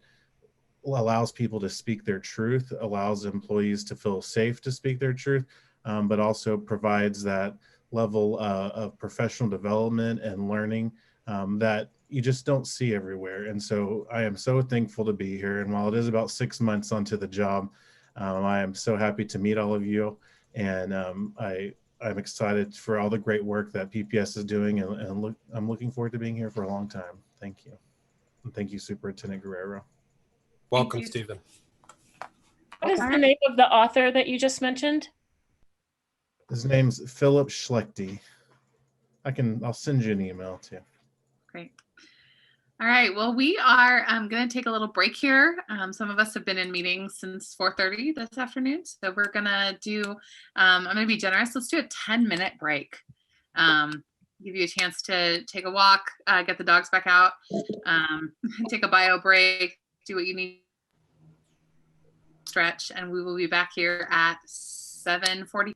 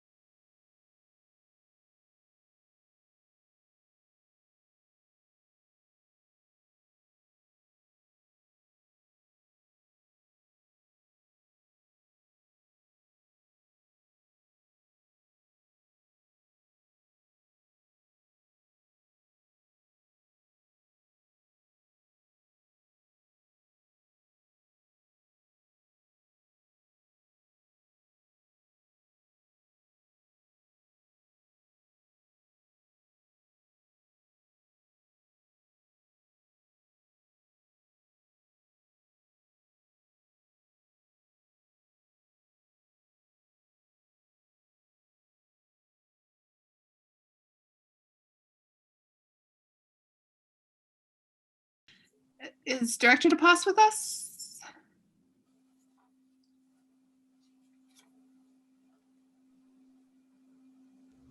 I will text her. Okay. All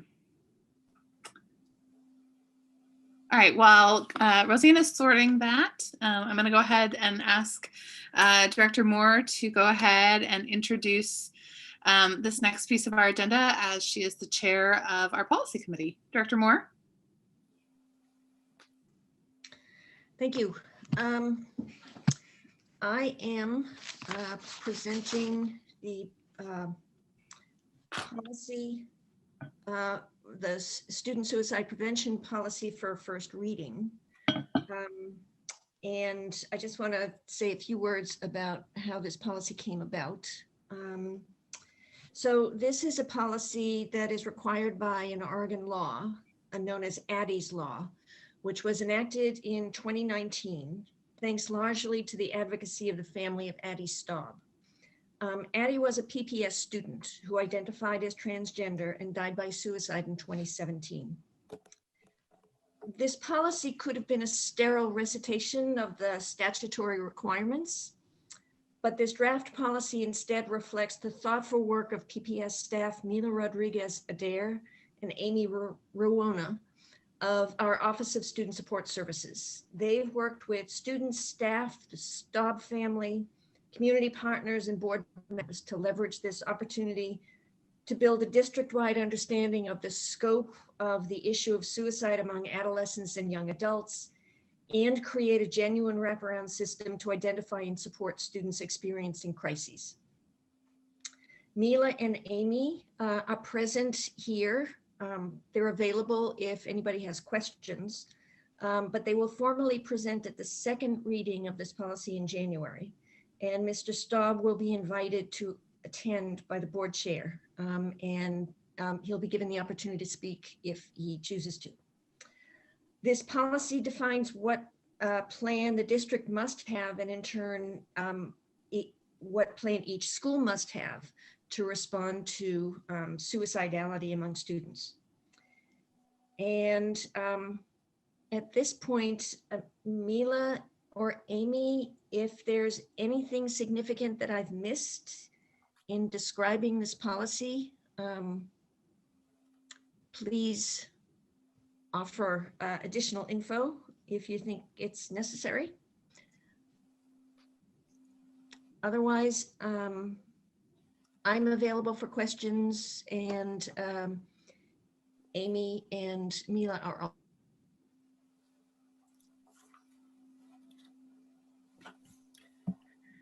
I just want to, sorry, you want to go ahead, Julia?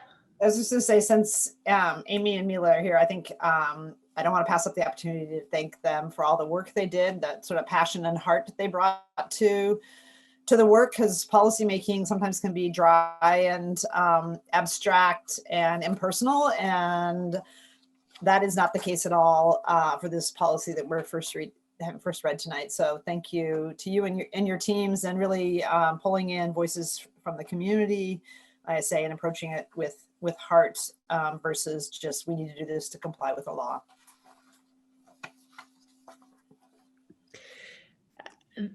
Thank you, Julia. I echo that exactly. And just, we don't often get a lot of insight into the work of our mental health support team. And this is an example of such incredible work and incredible engagement. I was especially impressed with the student engagement that went into it. So thank you very much. It's really meaningful to me that we're having this first reading tonight, because we have a work session later on health, as you know, and there's some just really sobering and just profoundly troubling information in there about how many of our students have suicidal thoughts or have attempted suicide.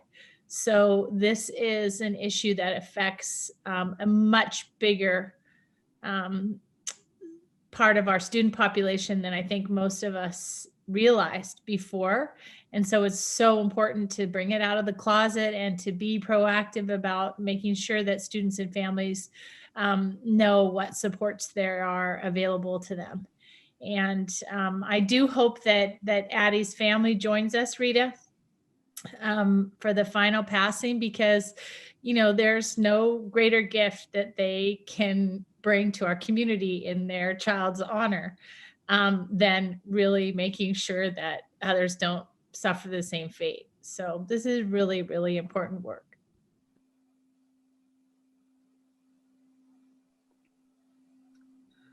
The proposed policy will be posted on the board website, and the public comment period is 21 days. So contact information for public comment will be also posted with the policy. And the plan for the second reading will be at our meeting on January 12th of 2021. And I came back to the policy committee meeting after a couple months off, and it was with great joy to hear the incredible work that Amy and Mila have done along with the Staub family. And just as Director Moore said, taking this from sort of, or was that maybe Director Brim-Edwards, taking this from just a cold policy into something that's a living document that is deeply for our students. Director Bailey, did you have a comment? I'd also like to thank staff for their work and for their outreach. This policy will be a big step forward for us, and especially the implementation of the policy, which we've also talked about well, and really engaging our students and staff in ways that support them, and I'm sure will help prevent suicides going forward.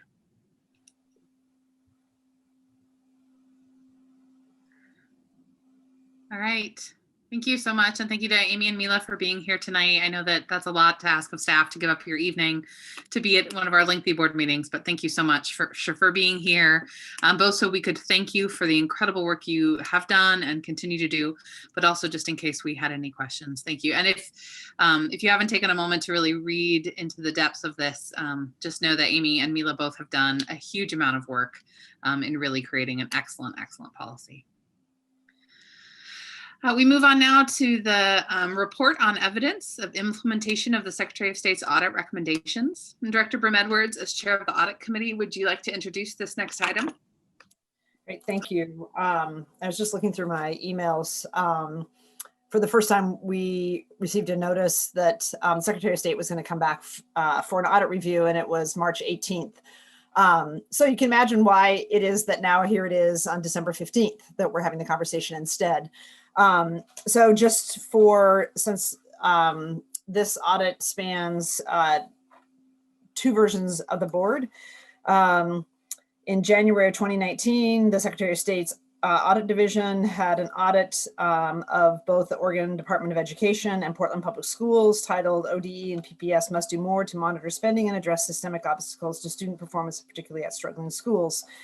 And at the time, PPS provided a lengthy response.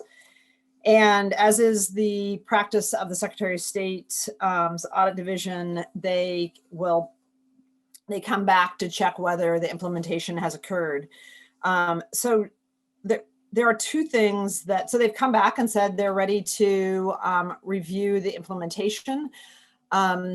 So on Friday, there will be a document submitted to the Secretary of State, which really will be sort of our initial response. The Secretary of State's office, we should expect that they'll perhaps ask to interview people, ask for additional evidence, ask for documentation, meet with staff to better understand places where they have questions or clarifications. So what we're doing is providing our best what we view as like the evidence that we've followed through on the findings and the recommendations and what we said we were going to do when we responded to the audit initially. So there's sort of two parts. One part we're not going to have a discussion about unless, of course, staff board members can ask, of course, whatever they want. But there's a portion of it that is the management response.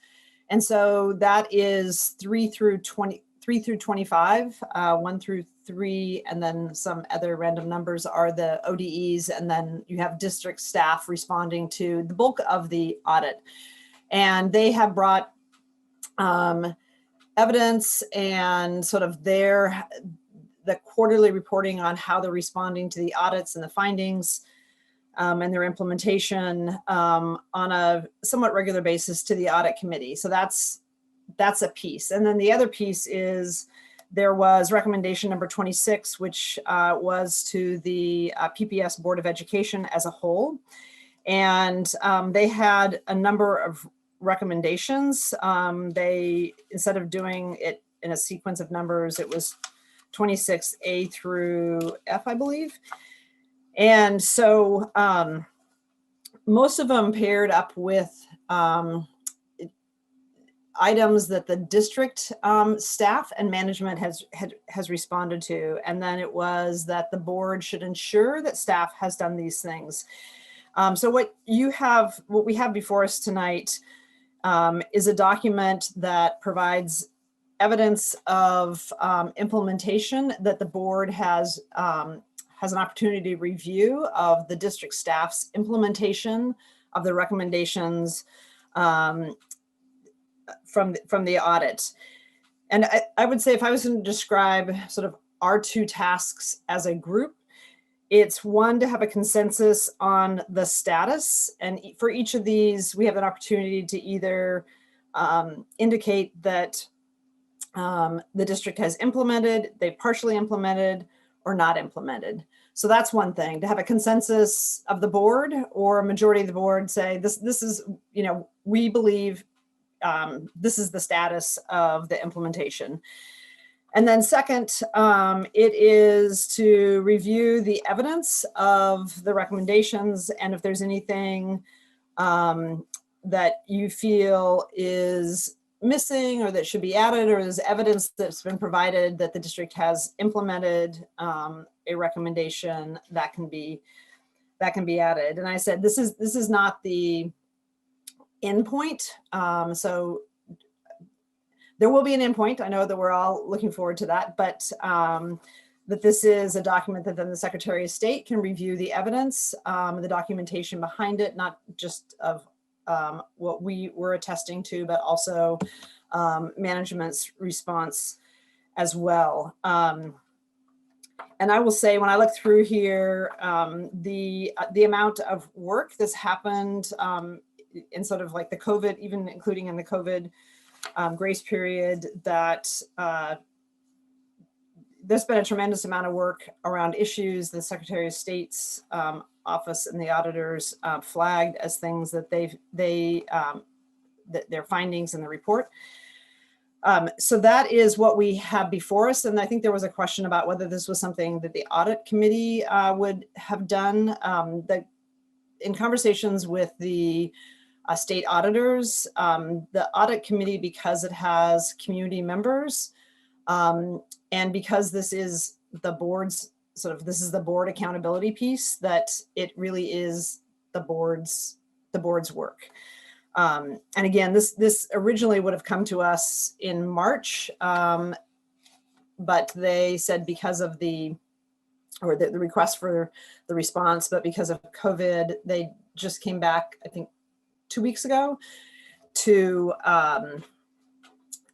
ask that we submit our response, which is both the management piece and then the Board of Education piece. So unless board members have a different way in which they want to proceed, what I thought we could do is, if people are prepared to let us know where they think, if they've reviewed the evidence or if they have a point of view. I know we've had some initial discussions on sort of what everybody might have a different standard on how they're going to judge whether or not PPS has, for example, the PPS board should ensure that district administrators prioritize key steps to improve the efficiency and effectiveness of district operations. So that could be it could be subjective. And so there's no wrong answer for any board member of what you feel whether the district has done something. We have tried to provide some evidence that is what the auditors would look for in terms of, here's evidence of implementation. Before we move on, is any questions from anybody on the board?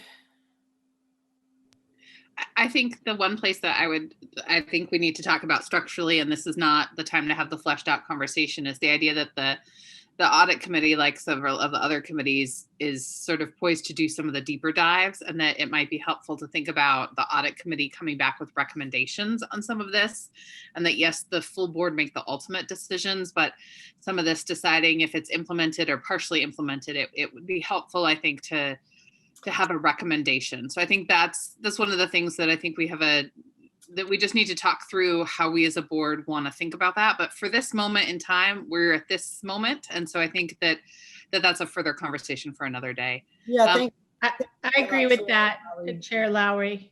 And one other just kind of broader umbrella comment about this process is that I think we need to make clear sort of the chronology in which this work occurred and when it was undertaken, because the way this is presented in response to the format of the Secretary of State's audit appears that these actions that are cited as evidence were undertaken in response to the Secretary of State's audit, when in fact the vast majority of them were already underway. Some of them had largely taken root by the time the Secretary of State's office did this audit, and they used some documents, source documents that went back 2 years in time from when they came, which predated the superintendent's arrival and virtually our entire leadership team's arrival. So I think that's really important because whether we like it or not, this is an opportunity for us to tell a story about the transformation that's been underway in this district. And I think we should use that opportunity. It's an excellent point, Director Constam. And I think if you look at the initial response, we did a lot of that. We supplied way more information of the work that was underway. And some of it was acknowledged and some of it wasn't. And that's the auditor's choice. We did, and I know staff spent, this was, I think, Rita, myself, Claire, Guadalupe's sort of Christmas or holiday break in December of 2018. And so it's an excellent point, and we could add a cover point, a cover letter. I think what you have here is from an auditor standpoint, as we checked in on what would be considered evidence that there'd been implementation, that this was the format that it was suggested, and not that there hadn't been work beforehand. So my understanding tonight, Director Brim-Edwards, is that we as a board need to decide on A through F of response 26, whether we as a board would say it's implemented, partially implemented, or not implemented, correct? That is our work before us in the next 25 minutes or so, is to go through each one, A through F, and decide implemented, not implemented, or partially implemented, correct? Yes, and if there's data that you think is either missing or irrelevant,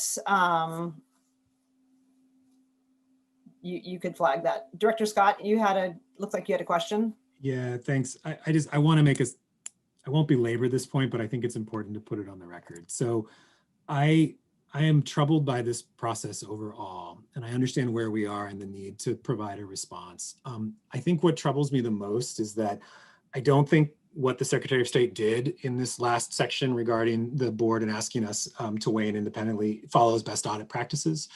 In fact, I think it's actually very poor practice. I have been subject of many, many government audits on the management side not a single one of those audits has the auditor ever included something that asks the elected officials to weigh in separately from management in terms of whether things have been implemented.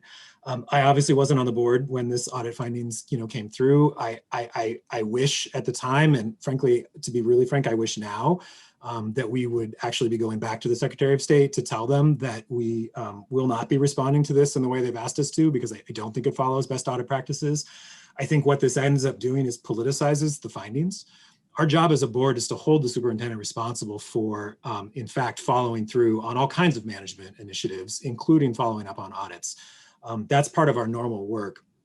I think asking us to independently verify the work that's been done by the board, it asks us to do something that we're neither equipped nor staffed nor well positioned to do, and sets up a really bad precedent where, because we are elected officials, we might want to politicize the findings and be somehow, cautious about sort of following through. So I'm saying that because for me in this process, for each one of these, what I'm going to be asking the superintendent to do is tell me whether he believes it is implemented, partially implemented, or not implemented. And that is going to be my vote for what we're moving forward with. Because I think what, again, is important is not, we need to move forward on a lot of these things, and I don't disagree with some of the findings. But again, I think the structure and the process the Secretary of State put forward was intentionally meant to politicize in a way that I think is harmful to the district. So Director Scott, I think it's a question of if it is the will of the board we could choose not to respond to this. We could choose to say exactly what you've said, that we do not feel like this is best practices and we will not respond. And that's something that if we want to do that, we need to have that conversation now. Or Chair Lowry, a middle ground might be, we could paraphrase what Director Scott just said, why we don't believe it's best practice, and then still, of course, include the responses from management with their assessment of implementation, and say that as a board, if we so vote, that we endorse their assessment of the state of things. And given where we are today, I am comfortable with that middle ground. I'm comfortable with the board sending back a response, again, given the history and, the board changes over time. What I would be uncomfortable with is if we deviate in any way from management's response, because I think that's indicative of a different issue that might be going on in the district, which I don't think we have, but I don't want to make sure we don't go down that road. All right, I see that Director Bailey and Director DePass are unmuted, and neither one has had a chance to speak yet. So Michelle, did you have Yeah, thank you. I agree with what you just said, Director Scott, and also Constam, that we can go for a middle ground. It just sets us up, and especially the audit committee, we're kind of in charge of upholding processes that are transparent, and this just does not feel like the right way to proceed. So the one thing I would, Julia, I'm going to let Director Bailey speak. He hasn't had a chance to speak yet, and then we'll come back to you. Scott? Yeah, I agree with Director DePass and supporting Director Scott and Director Constam's comments. We've already spent an inordinate amount of time on this process. It's time to move on. Director Brim-Edwards? Yeah, so we already responded to this audit. And to the findings quite extensively. So I think to go back and say now, we did say at the time, we actually had a press conference before they released it that said it was a political audit, and that there were motivations in how it got released. But we did respond and we agreed with the recommendations. I think it would be unusual for us now to go back and say, even though we said we were going to implement and take action on the recommendations, for us not to do that now. We could do, the board as a whole could decide that. I wouldn't recommend it. That's why I would recommend the middle ground, where we still provide the evidence of implementation, but we just attach it as the management letter with the board's endorsement. So I think the question tonight then is, what do we do with this response 26. Do we go ahead and say implemented, not implemented, partially implemented, or do we just turn in what we already have? I think that's the decision we as a board need to make in this moment. I'm sorry, turn in what we already have. So you've already submitted to us the 26 with all of the evidence, Julia. The only thing that's not in 26 are those final board decisions. Yeah, I mean, I think it would be also, I think we should submit the evidence. You know, for the past year, when I've raised this issue with leadership, nobody's ever said we're not going to respond. So it'd be unfortunate to have gathered the evidence and not to submit it. No, that's not what I was saying. I was suggesting that. Yeah, I think what I was saying is so earlier tonight, the board was emailed out the response to number 26. The piece that we have left to do at the meeting tonight is as a board to decide if we are going to say that each A through F is implemented, partially implemented, or not implemented. Do we want to, what I'm asking the board is, do we want to do that? Or do we want to just send the evidence in? Or do we want to do like Andrew suggested when he first spoke and follow, I guess it's up to each board member to decide if they want to follow the lead of what Superintendent Guerrero recommends on each one. That's up to each board member to discern. But I think there's a bigger question here about process. And I know Director Brim-Edwards, you've been frustrated about this process. And I think I have been too, on the lack of clarity of how the board is responding, what we're supposed to do, and the relationship between the audit committee and the full board. So I think there's more work for us all to do in sort of a structural process level as we continue with next steps with this Secretary of State audit. But right now in this moment, we as a board need to make a decision about how we're going to proceed. So I think we should go ahead and do the implemented, not implemented, partially implemented, and go ahead and come to a consensus on A through F tonight. That's my 2 cents. What do other people think? I would be interested in hearing if there's collective board support for just asking the superintendent to make a determination about the status of implementation, and then whether collectively their support for endorsing the superintendent's assessment. That would be my preference for the way forward. Can I make I don't support that. Okay, let's hear from Rita. So I'm a little uncomfortable putting the superintendent on the spot right now, asking him to, you know, decree whether each of these items is implemented or what status. If I understand correctly, I believe each of these, you know, A through F corresponds to the recommendations that are above this, that have been where staff has responded with evidence about their progress in working on the findings. I agree with Andrew that our assessment of the degree of implementation should not diverge from what the management response is saying. But I doubt very much that Superintendent Guerrero has committed that information to memory. So I would suggest that offline, following this meeting, we sync up the sections in recommendation 26 to the other recommendation areas in the rest of the response, and just adopt the same status assessment. Director Brim-Edwards, I know you were trying to speak there before Director Moore started. I don't know if I did.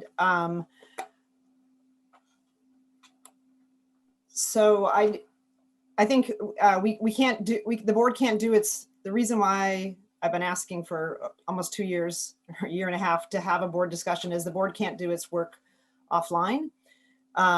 So, and if we need to submit something on Friday, we should just make a decision. So if somebody wants to make a motion of what you want, what if somebody wants to do that, I would move that we submit the evidence. I think we should divide it into two parts. I think there's two parts. The evidence that we've already gathered and staff participated in that process. And then second, how we want to do. You could make a motion that it will mirror the staff recommendation. Somebody can make that motion. You can make a motion that we're gonna come to a collective decision tonight. That would be the other one. Or the third would be, we're not gonna have a point of view on that. But I think I would recommend that we divide it into those two parts.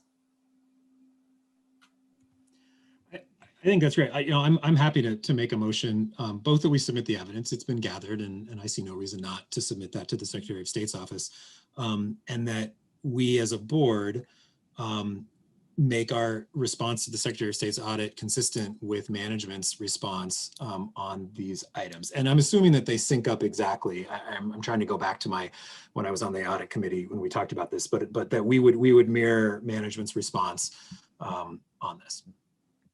I second that motion. So can we divide the two, please? Because they're two different topics. Is that? So what are I think when we talk about evidence, are we talking about 3 through 25, or are we talking about the evidence that was part of the 26 we don't need to do anything we don't need to do anything with management. They're going to submit their own. So what you're talking about is the evidence that accompanied the 26 memo that we received late this afternoon. And I just, having been on board leadership for the last 6 months, I would say that we have definitely tried to make a way forward for this, Julia. And we brought it up at agenda setting and have tried to find a path to have this. So I want to just say on the record that this is not something that board leadership has been ignoring, that this has been something we've been working towards. Sorry, Andrew, what were you going to say? Oh, I was just going to say, it seems like this is all part of one response. So I guess I'm comfortable with the motion as it is, that we would submit the evidence and it would mirror management's response. Yeah, I don't understand why they need to be separated. If you can help us understand that, Dr. Edwards. Well, I'd like to, because as a courtesy, I'd like to vote for the evidence that I've spent some time, but I don't support having the board not take a position on what we think, whether or not it's been implemented or not. Well, this is where a recommendation from the audit committee would have been helpful. And it is deeply disappointing to me that to discover that the audit committee has not been discussing this recommendation on a regular basis. I know the audit committee has been assiduously tracking the implementation of the responses to all of the other recommendations. So it came as a surprise to me that the audit committee was not going to be presenting a recommendation to the full board, because that is the way this board has structured all of its work. We have multiple committees that do work that is a responsibility of the full board, with the understanding that the individual committees get deep into weeds and then report to the full board for consideration with recommendations. The audit committee is the only committee that has 2 community members on it, and we had a discussion, and the conversation was that it needed to be addressed by a conversation by the full board, which never happened despite being asked. Okay. And Okay, I think we can talk about this later. All right, we have a motion before us. Andrew made a motion and I seconded it. Liz, are we legal here with this motion that Andrew made and my seconding of it, or where are we in process? Fine. That's fine. And so Director Brim Edwards, in our discussion of this motion, has asked that we separate it. So is that an amendment that you're making to the motion, Director Brim Edwards? as a courtesy, I would ask for that. And if people don't want to extend the courtesy, that's the rest of the board's decision. I'm sorry, I'm not sure I understand. So separate it and then what?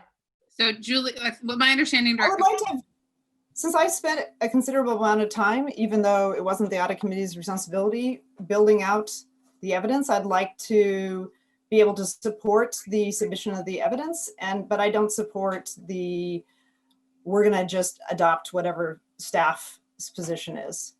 But if the board doesn't want to do, that's fine. I ask as a professional courtesy.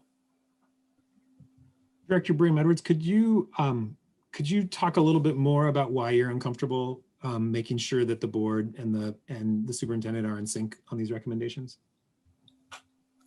Because we were asked by the auditor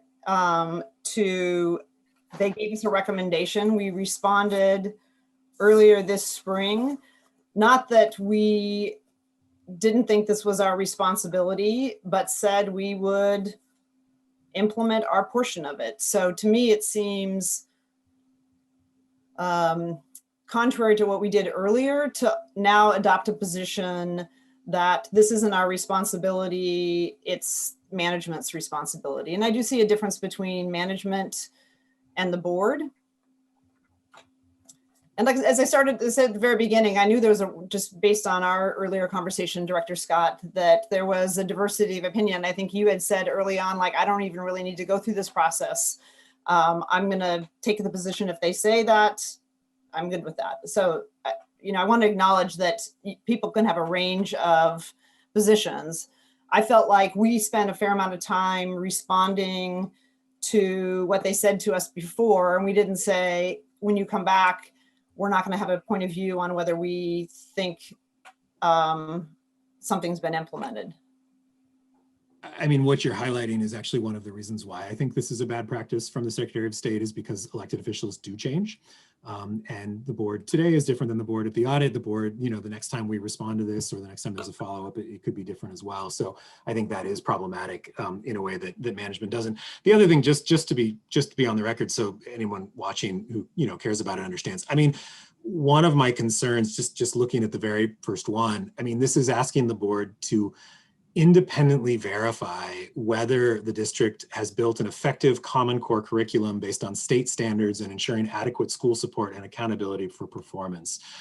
This is solid operational work in the district. And one of the things that we have learned very clearly, and the Secretary of State, I wish would have seen this as well, is that board role is at a policy level, and it's at an oversight level, and it's not at an operational level.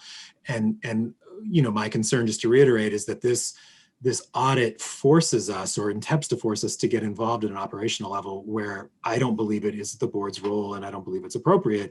And so I, again, just have real concerns about that. So, you framed it as a courtesy in terms of separating it, and I don't mean this to seem like a discourtesy at all. I just view it as this is one response. So my audit is really just intended to say this is what the response is, and I do think it's a middle ground. I appreciate the evidence you've gathered, and I hope it is persuasive to the Secretary of State that management is in fact implementing, and I hope the Secretary of State, to the extent they don't feel that it is persuasive, or that any of the audit response is persuasive, that in their follow-up response, they'll provide that. And then as the board, we can take that into account in terms of our discussions with the superintendent moving forward, if there's a difference of opinion there. So I do think there's a process here for, because accountability is very important. It's why we're here. And I think there's a process for that to work forward.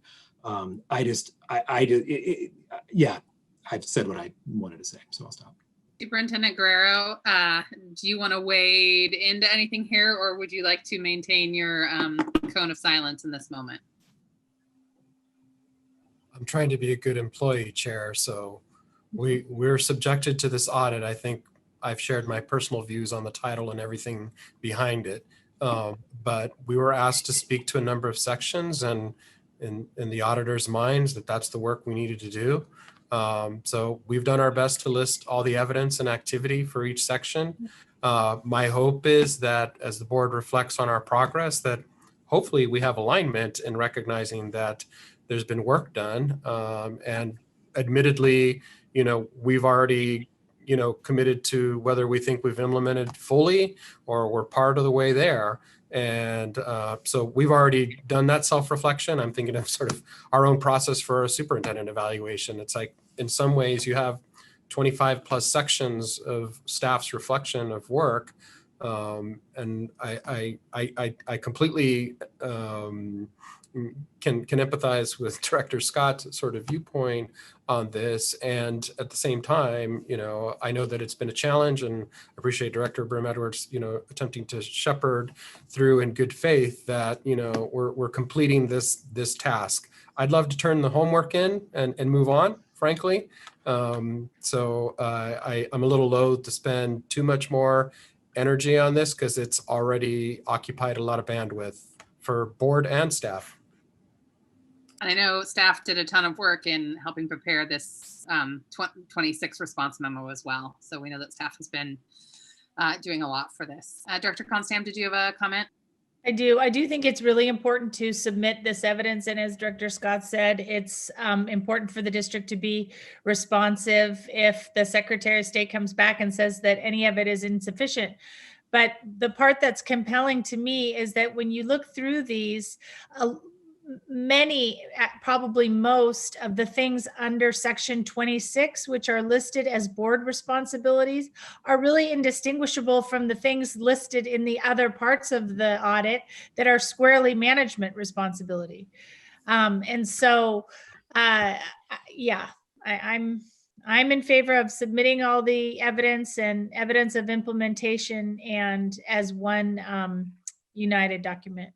Director Brim-Edwards, as chair of the audit committee and having done all the work you've done with those sections 3 through 25 or whatever it is, do you have a recommendation on the A through F? I mean, I looked through them and my quick and dirty is that everything's implemented except for maybe the strategic plan, which is partially implemented. Did you have sort of an opinion or thought about that? Actually, I don't want to go down that path if we're not going to. I mean, there's no sense going down that path of what my point of view is if we're not going. If the will of the board is not to have the board weigh in.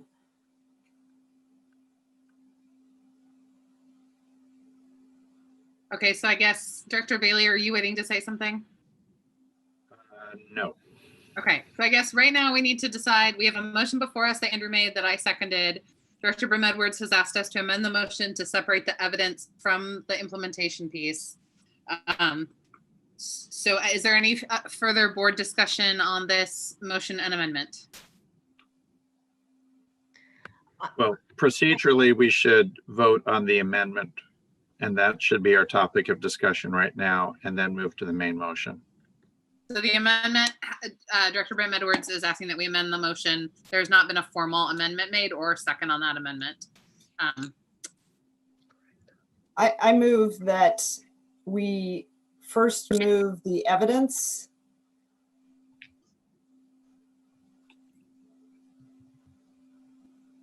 Suggest we restate the motion that is currently on the floor.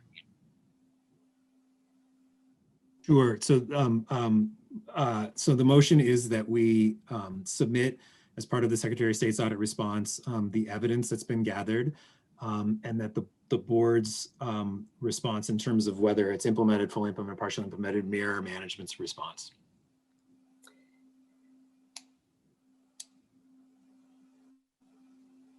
Okay, so I guess. Is there a second to that restated motion, just to be clear that we're all talking about the same? Well, that was just the same motion as before that I think Chair Lowry seconded. I would like to add a caveat that I'd like to see the full management response before it goes off with our endorsement. I think the full management response was in the board books that we received ahead of this meeting. Well, I think this means it would include the assessment of implementation for the section 26 stuff as well.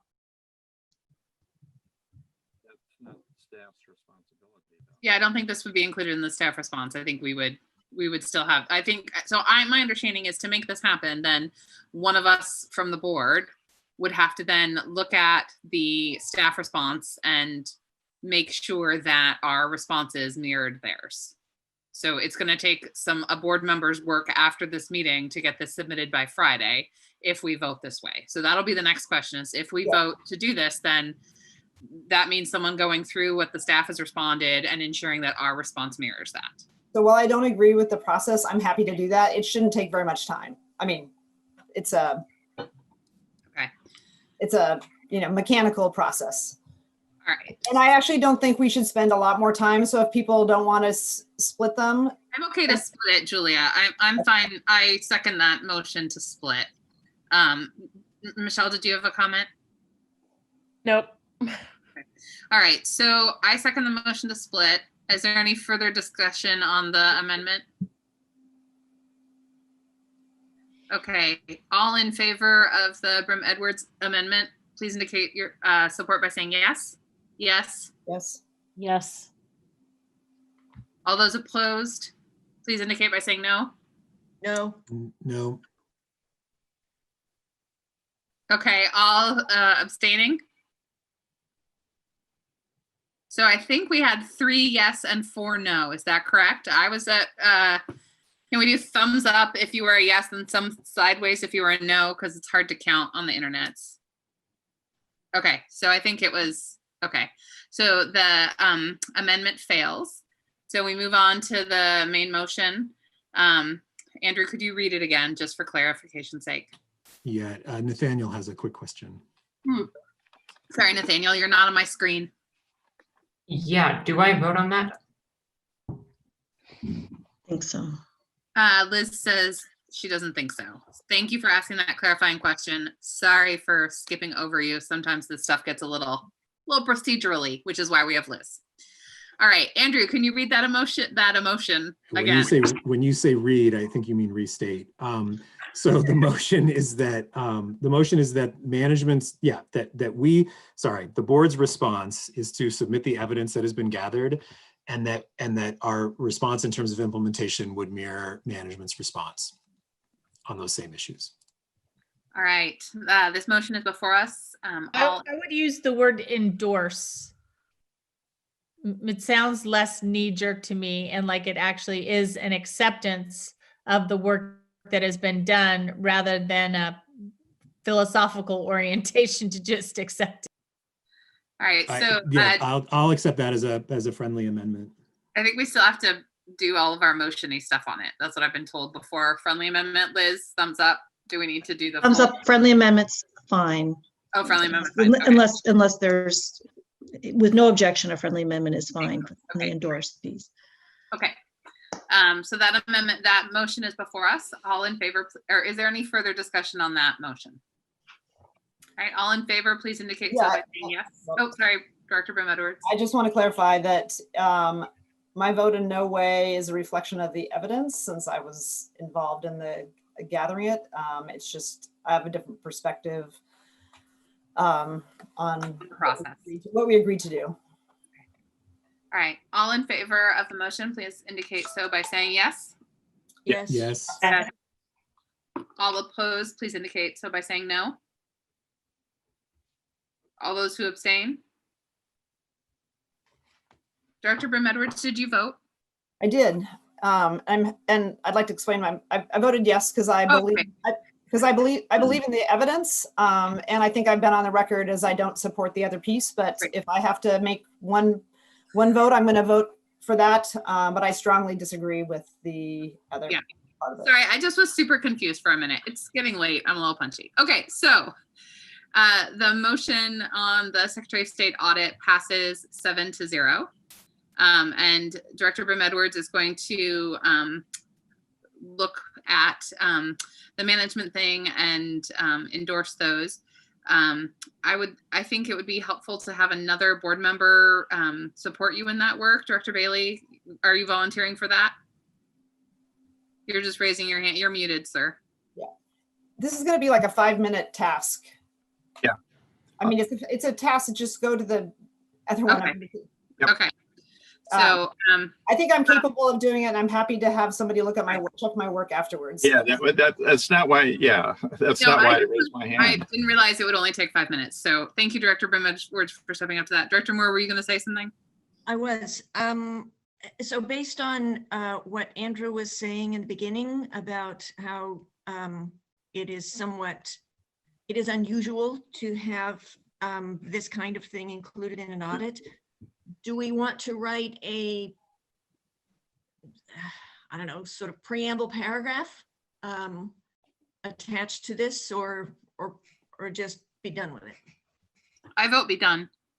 Yeah, I would go back to the superintendent's comments. I think where we are, it may be better to just be done.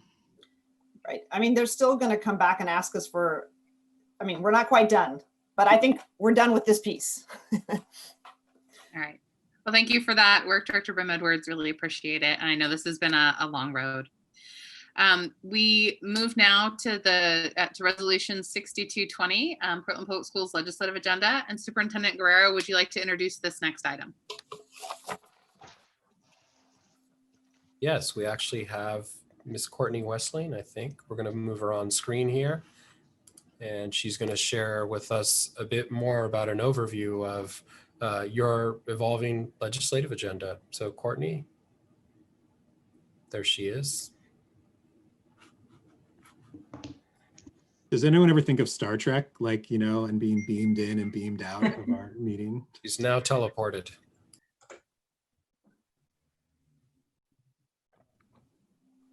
Am I up? Okay. Good evening, board directors. For the record, Courtney Westling, Director of Government Relations. I am, first of all, Director Scott, do you want to introduce this? Sure, I'll be quick and then I'll turn it over to you for the real substance. Okay. So yeah, tonight what you have before you is the legislative agenda for Portland Public Schools. And this has been, the Intergovernmental Committee has reviewed this a couple of different times. Staff sort of put this together and we have made some additions and amendments to it over time. The overall legislative agenda is aligned with the 5 educational system shifts of Portland Public Schools, and then broken into different categories of funding, racial equity in education, creating a welcoming and safe learning environment, school reopening and comprehensive distance learning, and operational improvements.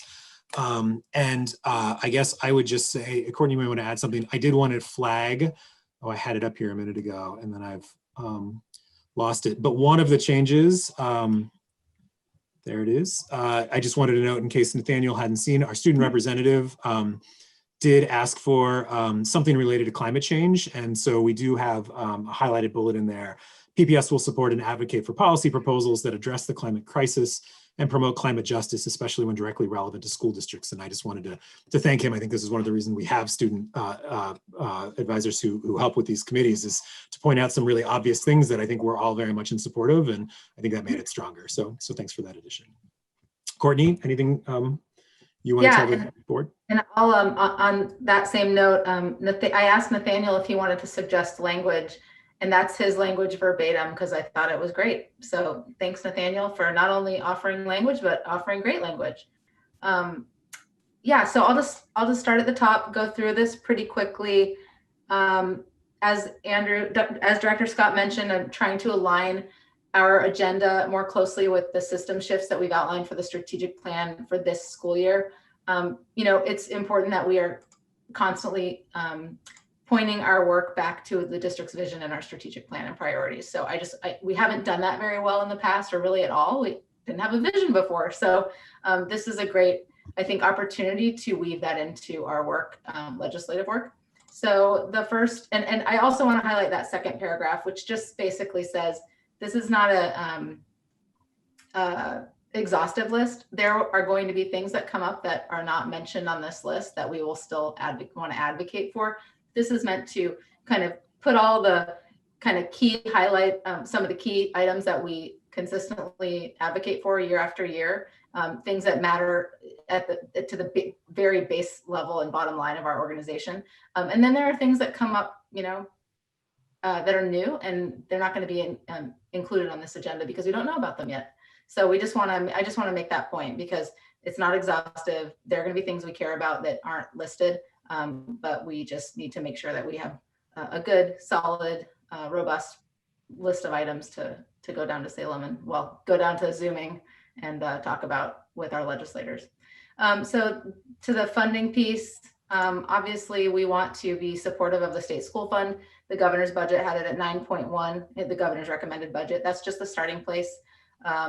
We are advocating in line with all of our colleagues at OSBA, COSA, OASBO, and other districts the 9.5 number. I think at the legislative committee a couple of weeks ago, I had it at 9.7. I did a little more work, talked to Claire, and we're gonna shoot for 9.5. It's the right number.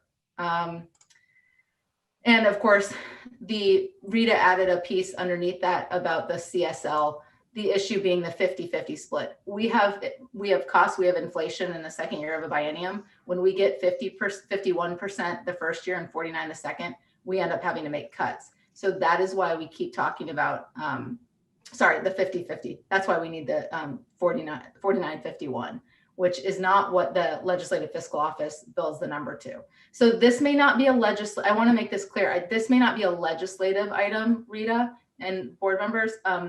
It may be a discussion with the Legislative Fiscal Office and the governor's office, but I still think it's important to include it because it matters. And we're not the only ones that care about that, that detail. And then of course, we are really happy and grateful for the Student Success Act, and we want to continue seeing the investments from that, monumental landmark legislation. And so that's included here. Measure 98 is fully funded in the governor's budget. There's a lot of support for that, so we'll continue to support that. The expenses related to COVID, of course, are ongoing, and so we want to make sure that we're specifically calling that out as we head into a special session next week, and then of course in January when the full session starts. And then continuing to support the facilities grants for seismic and modernization. Those are perennial favorites of the legislature, so I expect that that won't be too much work, but we need to continue to talk about that. Racial equity in education, of course, this goes straight to the heart of what we do here at PPS, and so I want to make sure that we specifically called out the items that will fill in, that will point straight to our racial equity agenda as a district. We also had a discussion with the Reimagine Oregon folks last meeting with the Intergovernmental Committee, and they laid out some of the work that they're doing on the education side of the policy house. And I thought that was a really instructive and informative meeting. And it really goes to show you that a lot of what we're doing, or a lot of what they're talking about, we're already doing, but it's a great synergy, I think, to be supportive of their work and to continue listening and learning from them and helping to advocate for their policy agenda. So that's listed specifically here. We talk a lot about the grow your own and the diversity in educators and school staff, and making sure that we're investing in ways to really make sure that our workforce reflects the students in our district. So that's an ongoing discussion. That's not a one and done. We had conversations last long session about this. We're going to continue having these conversations because we're not doing it well enough, and we need to keep working on it. And then a couple items at the bottom, I just want to really call out. The governor's budget is a little thin on some of our small low incidence programs, like the long-term care and treatment program, regional programs. And so we want to mention those and continue working with COSA, who's also listed this as a priority for them. So I just want to specifically call those out because they're smaller programs with low, smaller dollar amounts associated with them, but they're those are big dollars for those students and those programs. Back down to warm, welcoming, safe learning environments. We added that piece at the bottom about climate justice and addressing the climate crisis. This is not going to be I don't think, big climate session coming up, but this is an important issue. We know that. We know our students care about it. We all care about it. And so I don't want to minimize that at all. I just want to make clear that I think this session is going to be really interesting to see how much focus is obviously on the pandemic and wildfire recovery and relief and the ongoing housing issues that are, always on the table. So we'll see what happens here, but I don't expect it to be the same as last time. But I'm really glad, Nathaniel, that you brought this up and reminded us how important it is. So thank you. And then there's also a piece about I-5 on here. Director Brim Edwards and I have been in meetings a lot about this issue, and we'll continue to work with you all and keep you informed on what's going on there with the project, and then how that project interfaces with legislative Let's see, school reopening. Okay, so the big one, the big bullet here is one that Director Scott added last meeting. PPS supports and will advocate for legislative measures that help get students back into the classroom as soon as it is safe to do so. I would say that is inclusive of advocating for vaccines for our educators and our frontline school staff. I know that's been a popular topic lately for obvious reasons. And so those conversations are happening, and I think they're going to that drum. If we want to safely get back to school, we need adults in buildings vaccinated. So I just wanted to mention that is, I think, fits really well in that bullet point, and I don't necessarily think we need a specific additional item, but that's up to you all to decide. And then the liability protections, that's coming up in the special session next week on Monday. I mentioned that in an email to you today. The governor called a special session for the 21st to take up some housing related issues, bar and restaurant support, liability, and some emergency board funding. It'll be interesting. There's still a lot of controversy around some of those items. So we shall see, but seems like there's also some bipartisan support. So, you know, your guess is as good as mine as to what happens on Monday, but I will continue to keep you updated. Hey, Courtney, just really quickly on that, I don't want to go too far down this road, but is the e-board funding, is the governor allocating some CARES Act dollars as part of that? So I'm not sure, and I don't know if John or Cassie knows exactly what the source of funding is. I know that they're talking about $800 million that the governor is going to get the legislator to approve and move around. So there's $600 million for the housing issue, the housing items, the moratorium extension, some landlord relief, and then there's $200 million that's going. John, do you want to step in and sure. Thank you. Sure, you bet. John Eames, by the way, is on contract with us, helps us in Salem. Hi, Ian, Cassie. Hi, nice. Good evening. So there's $600 million that they're going to allocate to the e-board to spend. 100 of which is wildfire relief, 400 is COVID relief, and 100 is for other emergency issues that come up. And I think the idea is that they give the allocation and then make those expenditures in the January emergency board, which they are planning on, at least that's what the Speaker's office was saying today. And then on top of that is 200 million, and Cassie, you have to correct me if I'm wrong, $200 million additionally for housing dollars. I don't think that she exactly identified where the dollars are coming from. I think it's a mix of the remaining CARES Act dollars that need to be spent by December 31st and reserve dollars, but Cassie, correct me if I'm wrong on that. Yeah, I think it's probably unlikely these are CARES Act dollars just because of that deadline at the end of the year. And my guess is it's more ending fund balance from this current biennium. And the reason why I bring it up is I was a little surprised in media reports that school reopening or school expenses related to COVID didn't seem on the list. And I know one-day sessions are very, very short and generally predetermined. But I do wonder if it's worth at least planning the idea that, you know, allowing some of that e-board funding to be used for school reopening or COVID expenses might be. On cocktails to go. Yeah. And honestly, thank you for saying that, because that actually was exactly what struck me, is that we're focused on cocktails to go and not reopening schools. I think there's going to be some more information coming out in the next few days, Director Scott. Last week, I did hear that there was going to be some funds for school reopening. I don't know the number, and I don't know if something changed, and it was a good source. So I don't know if it was, if anything changed over the weekend, or if they just haven't figured it out yet. This is moving a mile a minute. You know, they're just landing on whether they were going to have a special session and whether or not in what's going to be included. So, you know, the three of us will get together and figure out, you know, make the calls to the right people to figure out if that is actually the case, or if that was talk and got, you know, got moved over for in lieu of something else. To that point, Courtney, the Speaker's office, whom we called this morning, kind of outlined, and I don't think this is confidential, but you know, we're all just on this meeting, right? It's just us. Is that the governor's office had outlined kind of a high level thought about where those dollars should be spent. and agencies were submitting into the governor's office their request to continue on some of the COVID relief. But there were so many that they didn't have time to vet it before, the legislature didn't have time to vet it before the special session on Monday. So they're going to push those decisions to that January e-board. And that's where I think you'll see some of the school reopening dollars and other COVID related issues be spent.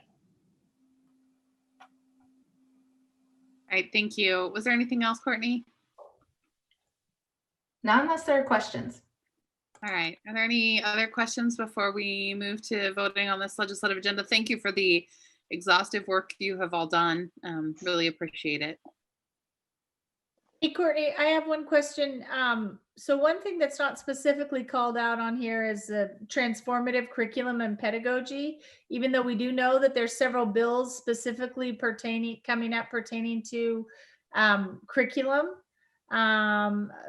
sort of as follow-ons to the Native Student Success Bill and the African American Student Success Bill. We also have one coming up for civics education. So do we want to call that system shift out more specifically, since we know that there is going to be activity in that area? If you would like to do that, we certainly can. Are you referring to Dembro's conversation, or maybe you weren't there at the meeting? He talked about now it's escaping me, his bill, but on anti-racist curriculum. Yes, sorry, anti-racist education, and how it's going to be a few years, obviously, until we can implement it, but that he has a bill to, push that in. Yeah, and there's a few other things. I do think we should just call out that system shift specifically, because I think we're going to be asking you to show up for some of those in the next session. Yeah, we can do that. We can. I'm just thinking about where to place it, and I can, we have to add it now since you guys are approving tonight. So I'm just looking here. I mean, the anti-racist education obviously fits well under racial equity in education. The civics doesn't fit the same way, and I don't want to get too into the weeds here, but maybe we just put it under there. What if we ask you to include that and then trust you and Andrew with the Intergovernmental Committee to find the right place for that? Is that a workable? Okay. So I think we need to get the motion before us so we can continue discussing. Do I have a motion and a second to adopt resolution 6220, Portland Public Schools 2021 legislative agenda? Yeah, and I'm going to hopefully save us a step. I'm going to make a motion to adopt the legislative agenda with the amendment that was just discussed to add a bullet. Hey, Courtney, could you spell out what that exactly was? Transformative curriculum and pedagogy. Yeah, the system shift is around transformative curriculum and pedagogy, but the specifics we can nail down the wordsmith part. Okay, so adopt this with that change. All right, so Director Scott moves. Do I have a second? Second. Director DePass seconds. The adoption of resolution 6220 with the proposed amendment. Is there any further board discussion? Scott's trying to talk, but we can't hear him. Sorry, we can't hear him. Okay. I don't have my camera on. I have my script on. Scott? Okay. Can you hear me? Okay, sorry. Was there anything the committee considered but decided not to include? Yeah, there was an item that we had on there initially about the the budget. What's the budget acronym, Andrew? PSL. Well, we do have the CSL, right? We do have CSL in there. No, it wasn't that one. I'm sorry. The TSCC. Oh yeah, right. Asked us to include a bullet to advocate to remove that requirement, and there were some good conversations with her about, and with others here, about why it was probably not a battle that we should be taking on this session. So we removed it, and I think it was the right call. But But other than that, I don't recall anything else being removed. All right, any further discussion? All right, Ms. Bradshaw, is there any public comment? No. All right, the board will now vote on Resolution 6220, Portland Public Schools 2021 Legislative Agenda. All in favor, please indicate by saying yes. Yes. Yes. Yes. All opposed, please indicate by saying no. Are there any abstentions? Resolution 6220 is approved by a vote of 7-0, with Student Representative Shu voting Yes. right. Now we move on to the legislative agenda for Oregon School Board Association, and Oregon School Board Association, or OSBA as we normally refer to it, is organized as one general state association that supports 14 geographic regions. Tonight we are voting on a resolution to adopt the OSBA 2021-2022 legislative priorities and principles as recommended by their Legislative Policy Committee. Director Moore, as a member of OSBA's Legislative Policy Committee, would you like to say a few words about this before we vote? Yeah, just a very few words. So the Legislative Policy Committee for OSBA, along with the OSBA Board of Directors, has been working on this legislative policy agenda for about 18 months. They at the end of every legislative biennium, they work up a new agenda. So this has had really a tremendous amount of work that's gone into it. It reflects, I think, a growing recognition by OSBA that it needs to champion racial equity work in this state. OSBA is undergoing some pretty significant changes, mostly in the direction of racial justice and social equity. OSBA, for those of you who don't know, OSBA is the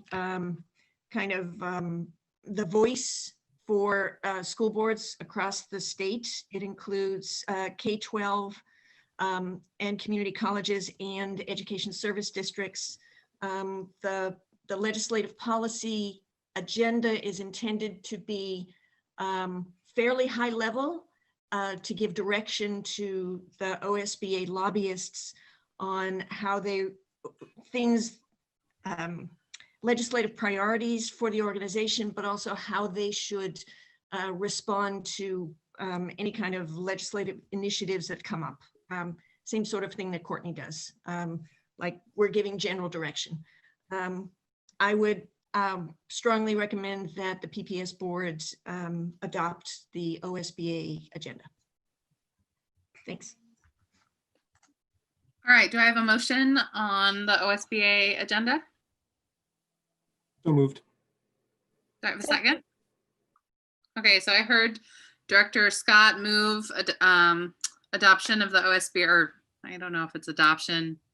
Yeah, adoption of the OSBA 2021-2022 legislative priorities and principles. And I heard a second, but I didn't see who it was. Who seconded that? Stam. Stam, thank you. Sorry, I flip back between my screens with the script and the Zoom and I don't always catch people. All right. Is there any board discussion on the OSBA principles and priorities? One quick thing, which Rita, I'm going to put this on your plate, is one of the items on here is it says workforce shortages, and there is a line on there that talks about diverse workforce, but if I were back in the sausage making, I would have used that piece to beef up the values around training a diverse workforce in this state, because OSBA could be a player in that arena, working with our institutions of higher ed and teacher training programs. So it's couched in there enough to make me think that that's what they intend, but go out there and beef it up. All right, any other discussion? Yeah, I had just a comment. So having served in my previous life on the OSBA board, I will say that I think there has been a measurable improvement in its statewide priorities. The one thing I just want to call out that it was always an issue for me before, because how it has been used historically, is the support local governance and oppose mandates. And just concerned that often like local control becomes a way in which discriminatory behavior is like, this is our context and you guys can do what you want and we're going to do what we want. So I'm concerned about the that reference that becomes sort of the holy grail. And I know that in the meeting that last meeting that the Intergovernmental Committee had, it was great to hear from a diverse cross-section of elected leaders from other jurisdictions about the Reimagine Oregon legislation. And when asked about sort of the potential opposite, which I was really excited about their legislative agenda, but when asked about what could be barriers to a broader agenda, it's this, hey, if Portland wants to do that, go ahead and do that. But in our community, we don't want to do that. So this, I'm going to vote for this, but I want our legislative agenda to always, if it's in conflict with OSBA's, I want ours to trump, because I think it better reflects our values. So. All right, Director Bailey, we have 2 minutes left. There's under the financial section, it talks about cost containment. And in the past, that has meant OSBA trying to cut benefits for workers. Is that still the context that they're talking about here?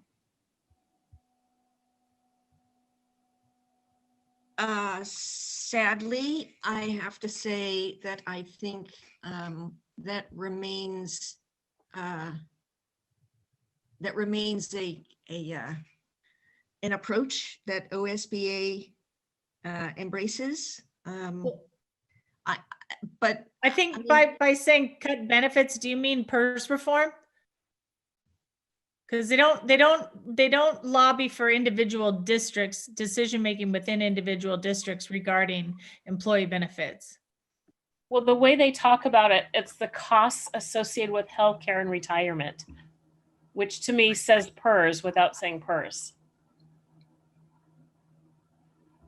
The costs associated with healthcare there's also health insurance issues. Where haven't they tried to push us into more of a statewide benefit program that would have cost us money? I guess I would just ask, and I'm new to this process, new to the OSBA, that, I mean, you're talking about larger context that you have, which I'm sure is real, but the language itself seems less innocuous, it seems innocuous. You know, the costs associated with healthcare and retirement benefits are eating into funding available for instructional opportunities for students. I think that's factually true. That doesn't necessarily mean that we should be cutting the costs and benefits, but it means that the way the system is set up, there is less and less funding for frontline, teaching and students, and that OSBA will promote legislation that provides relief for districts related to benefits costs controlled by the state, which also sounds innocuous to me. Okay, I think my sort of understanding of our relationship with OSBA is we very much appreciate a lot of the great work they do, like with the Student Investment Account Act and the work that they're doing to continue to evolve. And I think we also recognize that in some ways we are, I think what was it Director Brim Edwards that said our legislative priorities should always be where we lead from, and that we support this, and we enjoy being part of OSBA, and we know that we're not always 100% in sync. You avoided Are we ready to vote? which is Trump's. Trump. I did not say the word Trump. I've been trying to remove it from my language because people react very strongly when you say it these days. So, especially my mother, who is not a U.S. citizen. So, anyway, let's go ahead and vote on the motion before us. So I just want to put out, Andrew, I agree the language may be innocuous, but that is not the history of OSBA. So I want to flag that, at least informally, as something to watch, that we don't get pulled in on saying that we support measures that really directly impact. I mean the pension available now for new state workers is pretty meager, and that's how PERS reform has been carried out. And I don't want us being part of that process, in support of that process. So I want us to be careful in terms of how that actually might be carried out this session. So can I just say, OSBA is a coalition. And as with any coalition, not every participant in the coalition is going to be 100% behind every Understood. element. I think it's a question of institutional relationships. And we have just passed our own legislative agenda. And everyone knows that PPS has its own legislative agenda. We are an independent actor who also participates in a coalition. And it is to our benefit to maintain a good relationship with that coalition, not only because we can leverage their collective power, but we can also, and we have, I think, been a force to promote the evolution of the organization. All right, so I'm going to ask us, do we think we're ready to vote on this item? All right, I'm seeing some nodding. Yep. Okay, all in favor of adopting the OSBA 21-22 legislative priorities and principles, please indicate by saying yes. Yes. Yes. All opposed, please indicate by saying no. Are there any abstentions? All right, the OSBA legislative priorities and principles are adopted by a vote of 7-0 with Student Representative Shu voting Yes. All right, is there any other business at this time before we adjourn to our study session? All right, seeing none, I will remind folks that the next regular meeting of the board will be held on January 12th. This meeting is adjourned and we wish you all a peaceful and safe rest of the new year. Next, we will move into our board work session to review and hear about, I think it's our health curriculum tonight. So let's all take a 3-minute break and come back to that session at 9:14. See you all in a few. Some family business I need to attend to, so I probably won't be joining until about 9:30. Okay.